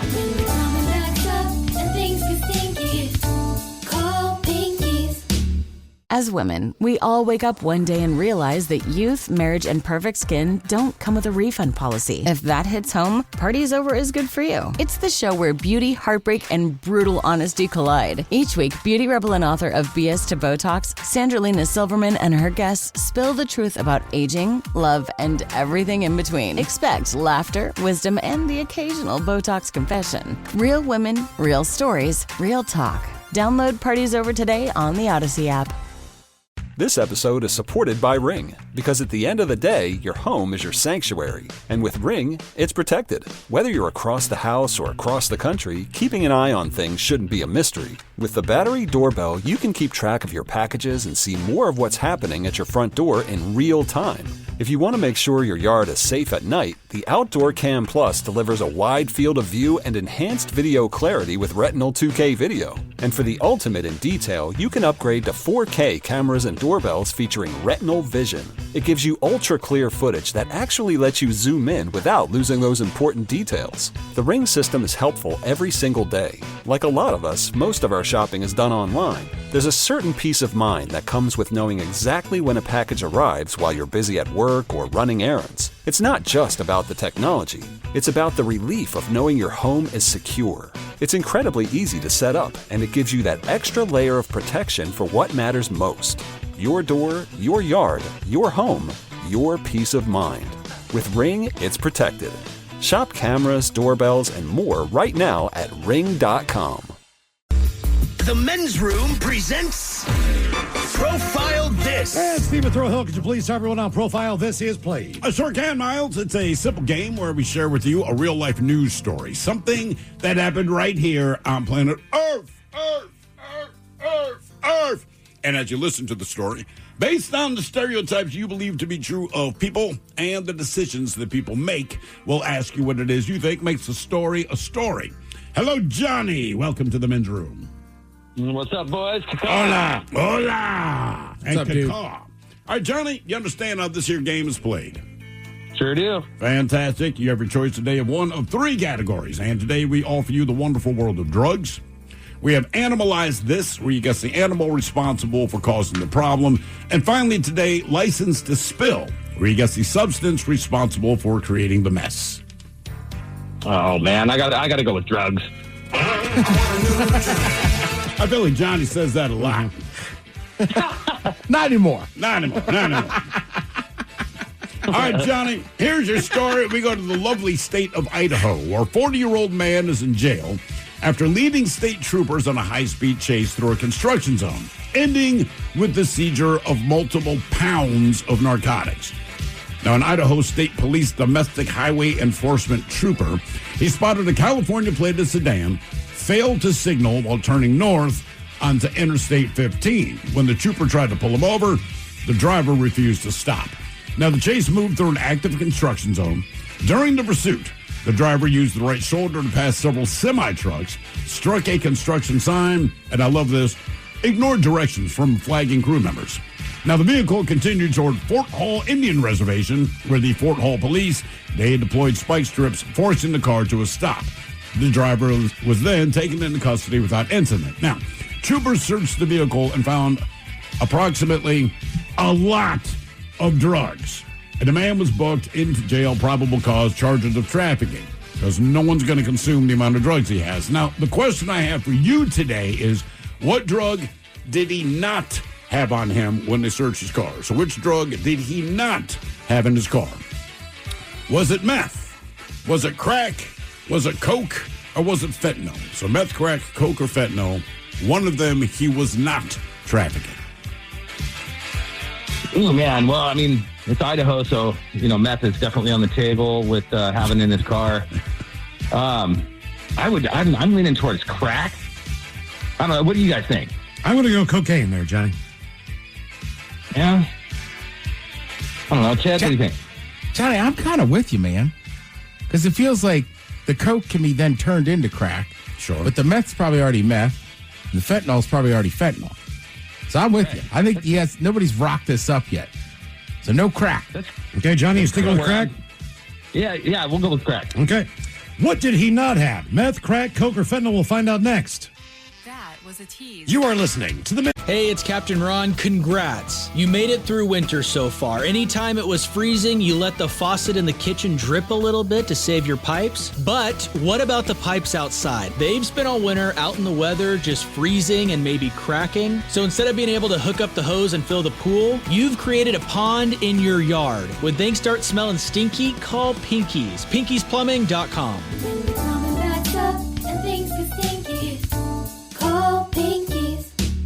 As women, we all wake up one day and realize that youth, marriage, and perfect skin don't come with a refund policy. If that hits home, Party's Over is good for you. It's the show where beauty, heartbreak, and brutal honesty collide. Each week, beauty rebel and author of BS to Botox, Sandralina Silverman and her guests spill the truth about aging, love, and everything in between. Expect laughter, wisdom, and the occasional Botox confession. Real women, real stories, real talk. Download Party's Over today on the Odyssey app. This episode is supported by Ring, because at the end of the day, your home is your sanctuary. And with Ring, it's protected. Whether you're across the house or across the country, keeping an eye on things shouldn't be a mystery. With the battery doorbell, you can keep track of your packages and see more of what's happening at your front door in real time. If you want to make sure your yard is safe at night, the Outdoor Cam Plus delivers a wide field of view and enhanced video clarity with Retinal 2K video. And for the ultimate in detail, you can upgrade to 4K cameras and doorbells featuring Retinal Vision. It gives you ultra-clear footage that actually lets you zoom in without losing those important details. The Ring system is helpful every single day. Like a lot of us, most of our shopping is done online. There's a certain peace of mind that comes with knowing exactly when a package arrives while you're busy at work or running errands. It's not just about the technology. It's about the relief of knowing your home is secure. It's incredibly easy to set up, and it gives you that extra layer of protection for what matters most. Your door, your yard, your home, your peace of mind. With Ring, it's protected. Shop cameras, doorbells, and more right now at ring.com. Men's Room. Category is drugs on profile this week. Idaho, where a man is in jail after a high-speed chase. He had pounds and pounds of drugs in his car. Oh, yeah. But the question on this is, what did he not have? Because he had the other three. So the question is, did he not have meth, crack, coke, or fentanyl? And, Johnny, that is a question that we posed to you. Now, you guys pointed out Idaho, so there's a lot of drugs we can imagine there, including meth. And that was one of them that he had in the car. But again, remember, he had California plates. Right. Any other plate from any other state, they're going to pull you over. That's how it works. Oh, yeah. Ohio and Idaho. And there's road construction. Right. That would be Pennsylvania in my mind. All right. So you agree with D. Ted Smith. You guys both went crack. Oh, no. I'm afraid. Hey, brother. Hey, look. He had crack. He had 2+ pounds of crack. Wow. 2+ pounds of crack. Jesus. Miles Montgomery, you went with your cocaine. You are correct. No coke. I couldn't find any when I was there either. Just kidding. He found some. Now for all TV news all the time, it's time for TV Time with Ted. And now, because your pathetic life is confined to countless hours in front of a talking box, the Men's Room presents TV Time with Ted. Obviously, a lot of stuff since last time I talked to everybody was World Cup fever. Throw, do you have it yet? I have a bit of a cough, but the doctor said it's not a full-blown fever. Yeah. Miles, you have the fever. I've been watching a ton of matches. There you go. He caught it. Yeah, He caught it. Yeah, the fever. It's on. It's entertaining. I mean, why not? It is. Again, it's nice. We get late games out here. FIFA fever. That's what we call it. FIFA fever. But Friday, what a gorgeous day in the city. I was down by the stadium. I didn't have a ticket to the game, but just seeing all the different people. I went to a watch party down at the Showbox Soto, which was kind of odd because there's so many people in there that are just visiting the city. Right. Not because Showbox, right? It's almost always locals, and then right. I did go to the Angry Beaver, Ryan Cass, along with Danny from the morning show, and at a viewing party there. I get there about 11:30 in the morning, and roll in with the wife. The bartenders are quick, man. So they come up, we order our drinks, and the woman says, "Do you want to close this out now, or would you like a tab?" And I was about to say I'll start a tab, but I stopped myself. And I pointed at Ryan Castle, who couldn't hear me. He was on the far side of the bar. I said, put it on that mother effer's tab. That's exactly what I said. Yeah. And she just said, okay. So he brought it up today at a staff meeting. Hey, man.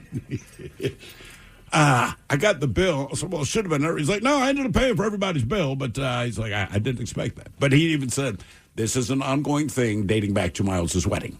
So, yeah, 19 years ago. It's just what happens. And I don't know how that was, but even for us, like, right, I met a guy just standing next to me. He was from Portland, and him and his buddy, was it Peter and David? David was Mexican. So they'd been up in Vancouver. Now they were down here watching games. But kind of like you see with other people, it was very awesome to, like, just BS with them.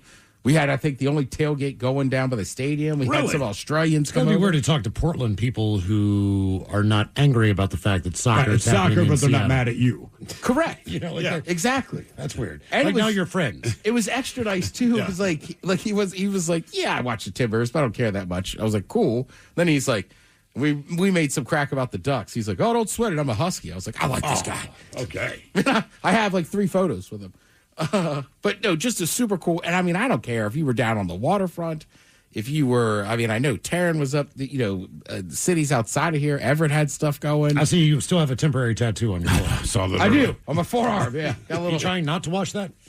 It's USA, and I kept saying these colors don't bleed or they don't run. So I'm trying. They just fade. I guess tomorrow. I thought about it this morning, but I still really like my little temporary USA tattoo. So I'm trying to keep it going. But I'll take it off. I also saw Pacific Place on Thursday night when Mexico was playing. A lot of Mexican fans in there. Told you, 2 guys, I think it was Wednesday night, leaving work. I worked late, and just 2, as far as I can tell, Mexican dudes standing on the street corner. They got their Mexican kits on. They're both like 5'5", jet black hair. I cannot hear them speaking, but they're having a conversation. So just to be nice, it's an international tournament.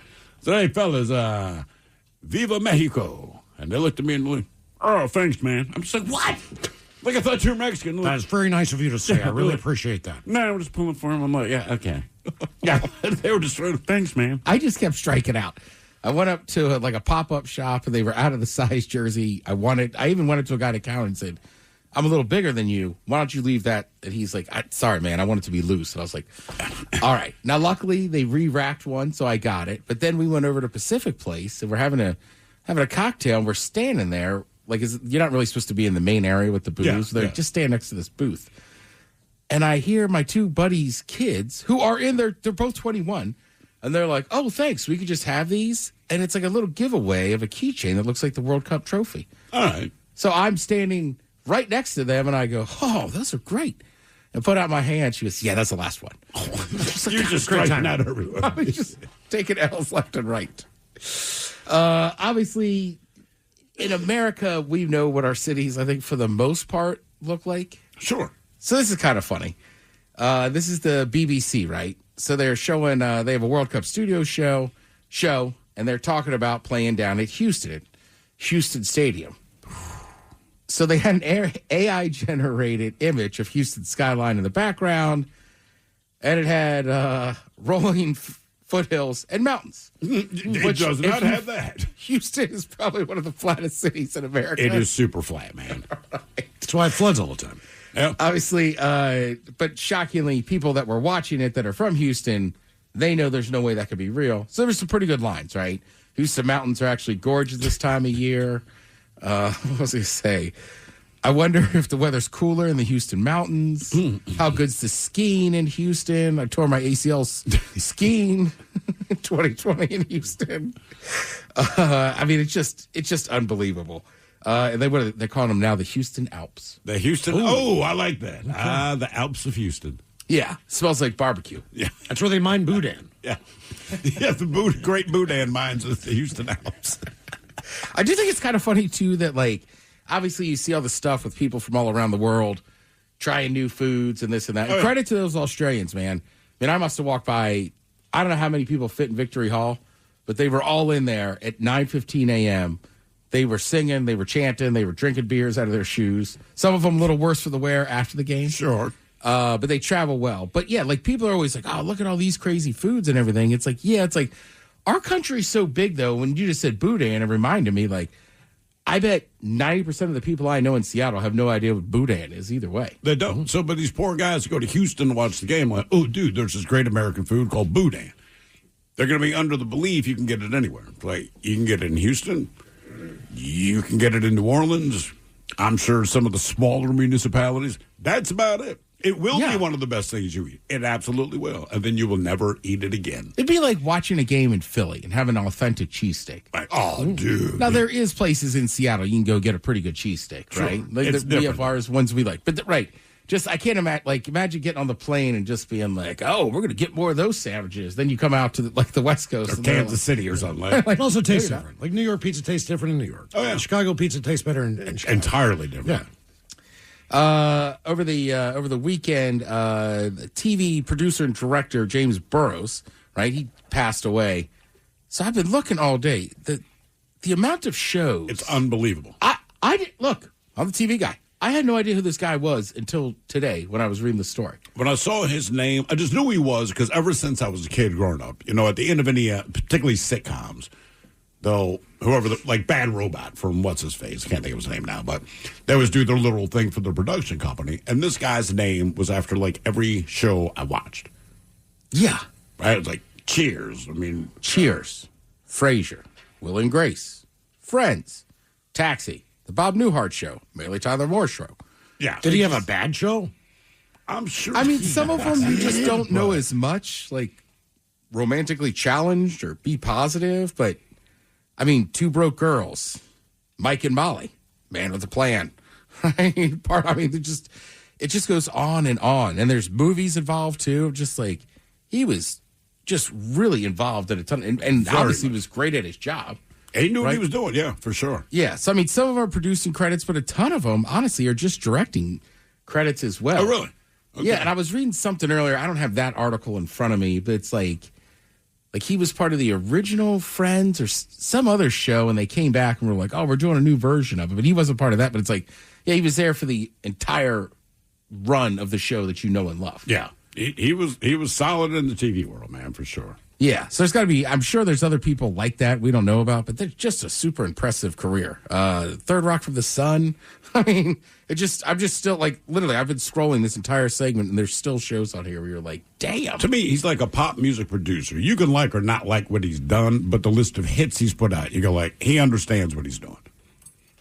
Correct. Right. And like everybody in the rock world or certain genres, which producers you're going to bring in. Oh, absolutely. Like, who's the guy that made the Black Album with Metallica? Was that Rick Rubin? No, Rick Rubin. You could tell when Rick Rubin shows did Death Magnetic. But Rick Rubin, look, take a look at but you're right. Certain producers have their touch, right? Like Jay-Z, right? Mm-hmm. Everybody thinks of Jay-Z as the greatest rapper alive, right?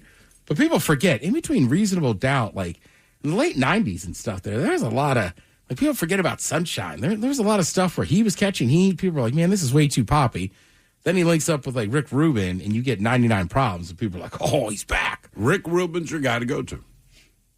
Correct.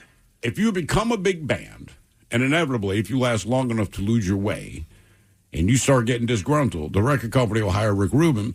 And I've heard from 3 different bands. They said Rick Rubin just rolls in. He knows the band. It could be, and he's worked with Beastie Boys forever. But with Metallica, he said, what albums have you guys put out that you like? And they bring Master of Puppets, whatever. And he's like, all right, play. He's like, he goes, why do you like it? And I say why they like it. He goes, all right, do that. Yeah. But they said he's basic with it. Do the thing you like, guys. You don't have to be inventive. You don't have to be cool. Just write a good goddamn song and I'll produce it right. Yeah. Also with Father's Day yesterday, ton of good stuff. Like the U.S. Open generally lines up with Father's Day Sunday. I know you still have College World Series going. The final game is tonight. It's the end of a 3-game series. Is this still North Carolina and Oklahoma? Correct. So they made it to the finals. First game was Saturday. So they split it. So tonight's game 3. But then shout out to NASCAR, man. I was watching NASCAR yesterday. They were down in Coronado by the naval base down there. So part of the track, they made a road course, but it was on that island next to it. So in front of an aircraft carrier. Part of it was on the air, on the tarmac. Part of it was on the road. It was wild. And for NASCAR, I'm not the biggest NASCAR guy, but it was pretty fun to watch. And I was like, this is cool as hell. It was just, they didn't go over the bridge, did they? They did not. Okay, thank God. No. Jesus. But just the way they designed it, there's just one point where they had to come over just this little berm and go down. It was just a regular street, and just watching those cars bounce up and down. It was awesome. So credit to him. That was pretty exciting. You still got some World Cup happening tonight. If you're a College World Series fan, yeah, click over to ESPN. That's the final game of that. Thank you, Tim. We appreciate it. You're listening to The Men's Room. The Men's Room returns with Miles and Thrill. Now, let's see what's happening in the real world. All right, here we go. When your bag says definitely not a bag full of drugs, you can probably guess what's inside. Meanwhile, a woman goes to Arby's for roast beef and gets an order of herpes, served with pride. A man cleans up 200 bags of trash from a creek and could get 2 years in jail. A family watching TV sees something behind it, slithering with a tail. And 2 teens saved 2 men who had fallen from an inflatable toy boat. Yeah. It is time for your headlines. Now, it's time to hit the headlines. Here's my cock. All right, top story, we go to Canada, where the testing committee can be a little tone deaf. Their IT team recently carried out a phishing test on their employees aimed at further raising awareness of the dangers of predatory emails. During a period in which their employees are under a little more duress than normal, they sent a test email to their staff thanking them for their hard work on the launch on a new software system that was being implemented across the organization. Now, at the bottom of that email, there was a button that employees could click in order to redeem an additional paid vacation day. Oh, come on. Thank you for all your cooperation during this. Click this to redeem your paid vacation day. But that was the test. If employees hit that button, it resulted in a fail mark on their test. And this also comes at a time when healthcare workers are struggling to secure any kind of paid time off. And upon seeing that additional time was merely a dangled carrot, it caused just a little frustration throughout the staff. They've since apologized to their employees for the insensitivity of the test, and I'm sure that's still going to go over like a fart in church. That's ridiculous. Our company did that with something about a month ago, and came to me and said, "Hey, Steve, they gave a name." And I do remember this. But I looked at the email address, and it said Odyssey.com. And this person indicated that they worked in radio. The email address was from Odyssey, our company. I still went on Google to do a search of who this person was. This person, I don't know if they just made up a name or whatever, but this person works in radio. Right. They work in Western Washington. We were on in Buffalo. There's all this stuff.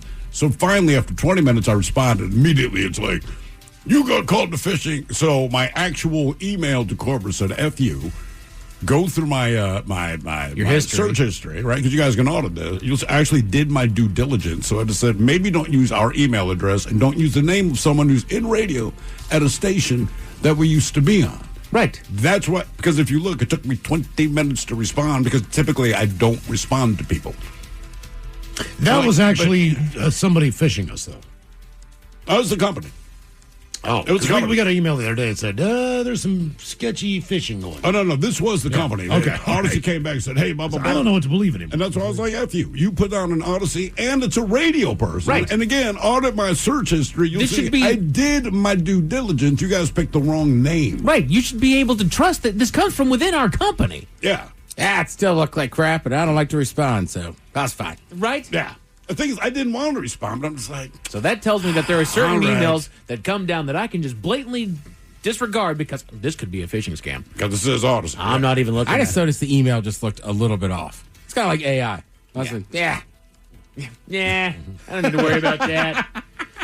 Oy. they'll come to me if they need me. Right. Yeah. In other news, over to England, where the Environmental Agency has its priorities a little jumbled. This is another one that'll make you proud to be alive. A local environmental lawyer has allegedly written several letters to the agency asking them to act regarding the large amounts of garbage that were flowing in a local river. When no response nor action occurred, our man organized a group called the River Rotting Trust. This is the Rotting River, which is the one that he wrote about. Okay. And went to work themselves, dredging the garbage out of a small tributary along the river. They've since done a great job removing upwards of 200 bags of garbage and organic debris out of the creek over a 10-day period, restoring that area of the river, reportedly seeing wildlife starting to return to that location. And that's when they heard from the Environmental Agency, who informed him that he was under investigation for dredging that area without a permit. Oh, God. So you can't throw crap into the river. Correct. But you also get in trouble if you clean it. Yeah. I'm not sure they were dredging it. I think they really were just removing trash from the bed of the creek. They used the word dredging, but apparently they removed so much trash from that creek that it actually posed a flooding risk. Okay. enforce the EA. So they're taking tires out of there, big items. All right, guys, pick what side of the fence you're on. If found guilty of these offenses, he faces hefty fines and up to 2 years of jail time. And in spite of the investigation, he has no regrets and was happy to talk with the media regarding the situation. I bet he was. There's no way that you look bad saying, I cleaned up the river. They have a problem with it. Right. Yeah. Okay.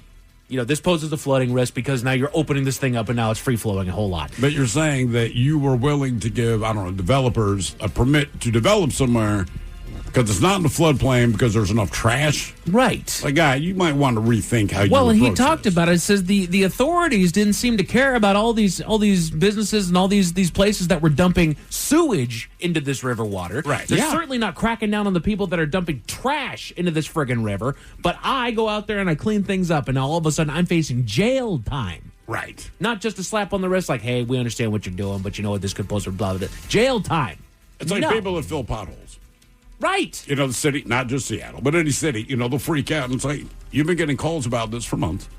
You're not doing, look, maybe you are busy, maybe you don't have the finances, Right. but if neighbors pool their money together and get it covered, they're not going to bug you anymore, and you can take whatever money that would cost and put it probably toward another pothole. Right. It's like them getting all bent out of shape when people started spray painting penises around the potholes. But it worked. It worked. It worked. The city suddenly showed up. What do you know? All of a sudden, that red tape breaks free pretty friggin' quick. The penis that broke the red tape, yes. We go to a small town in Oklahoma where news gets around. This is a small town if this kind of news got around. A local bartender who just gotten off of her shift over the weekend went to a fast food restaurant to get herself some dinner. After consuming the food, she tells police that she later started experiencing the symptoms of oral herpes, developing painful cold sores and lesions. She suspected that her food may have been contaminated and contacted police, informing them that word got around town that one of the employees of that restaurant was bragging that she had spat in that woman's food. That's how small this town is. Right. The two of them knew each other, and she was bragging about to where word got back around to her that she was doing this. A review of surveillance footage showed that the employee lifts the food up to neck level, quote, while preparing it, and they can see saliva leave the woman's mouth into the sandwich. Ew, man. The employee was charged with poisoning food with intent to injure. I don't know how these two know each other, because they're not friends. It doesn't. There's nothing in the report about how she bitched her out for it taking too long or whatever the thing. She was literally just waiting for it. She got it. She's like, my food's been contaminated with herpes. Right. The two of them knew each other to some degree. I don't get it. With herpes. But just in case those stories with the bad taste in your mouth. Thankfully, there's good news. We go to Scotland for the latest rescue operation. This one does not involve animals, Miles. Local rescue crews got a call about a couple of men that found themselves in a bit of a pickle as they had stranded themselves in the water on an inflatable toy boat. Witnesses reported seeing the men paddling in circles in the bay, drifting further and further away from shore, at one point even falling off the inflatable into the water. A rescue team was deployed and they arrived on the scene in about 10 minutes, but their services were no longer required. As it turns out, a 15-year-old boy had spotted the duo in trouble and went out onto the water himself in his own dinghy. By the time that the rescue crews arrived, he had already gotten both of them off of their inflatable vessel and back to shore safe and sound. Nice work. He said that he sprang into action after seeing them cold and tired out in the water. Oh, pathetic. I wonder why they're an inflatable toy in the middle of the ocean. Rescue crews use that as an opportunity to remind the public that inflatable toys are meant for local pools and should be kept out of open water. Because they're dudes. They are not a maritime vessel. People love doing it. I always like when those guys float out on a dragon, whatever they're on. And there's just nothing they can do. Yeah. Men's Room Sports has more World Cup soccer over on Fox and later on tonight on FS1. You've also got Storm basketball on CW later on tonight and baseball on ESPN. The Mariners once again found themselves struggling with the Boston Red Sox over the weekend, losing the series 2-1. They've got the day off as they hit the road again. They will take on Pittsburgh tomorrow afternoon over on Mariners TV. I don't know. Good or bad year for the Red Sox, it's a good year against the Mariners. Yeah. I don't know why we can't get over Boston. Got it. As far as the weather, summer is here, gang, and tonight we got partly cloudy skies with a low of 62. Tomorrow they're expecting partly cloudy skies with a high of 86. Wear your shorts. Look out. That's every headlines with that. Mike Hawk is out. Thank you, sorry, appreciate it. The Daily Mix Morning Show joining us tomorrow on Sit and Spin. We've got the top 10 douchebags in radio. Ooh. No, I mean in music. Oh. That'd be an easy list. Yeah, I think 6 of us will be there. All right, bitches, in the meantime, well, we be all about this, bitch. So until tomorrow, please do what you do best, and for Aletha's sake, stay beautiful. The Men's Room has been taped before a live studio audience. Wardrobe and makeup provided by Mantastic Limited. This has been a presentation of the Men's Room Radio Network. Oh, Flush production. Hey, it's Captain Ron. Congrats. You made it through winter so far. Anytime it was freezing, you let the faucet in the kitchen drip a little bit to save your pipes. But what about the pipes outside? They've spent all winter out in the weather, just freezing and maybe cracking. So instead of being able to hook up the hose and fill the pool, you've created a pond in your yard. When things start smelling stinky, call Pinkies. PinkiesPlumbing.com.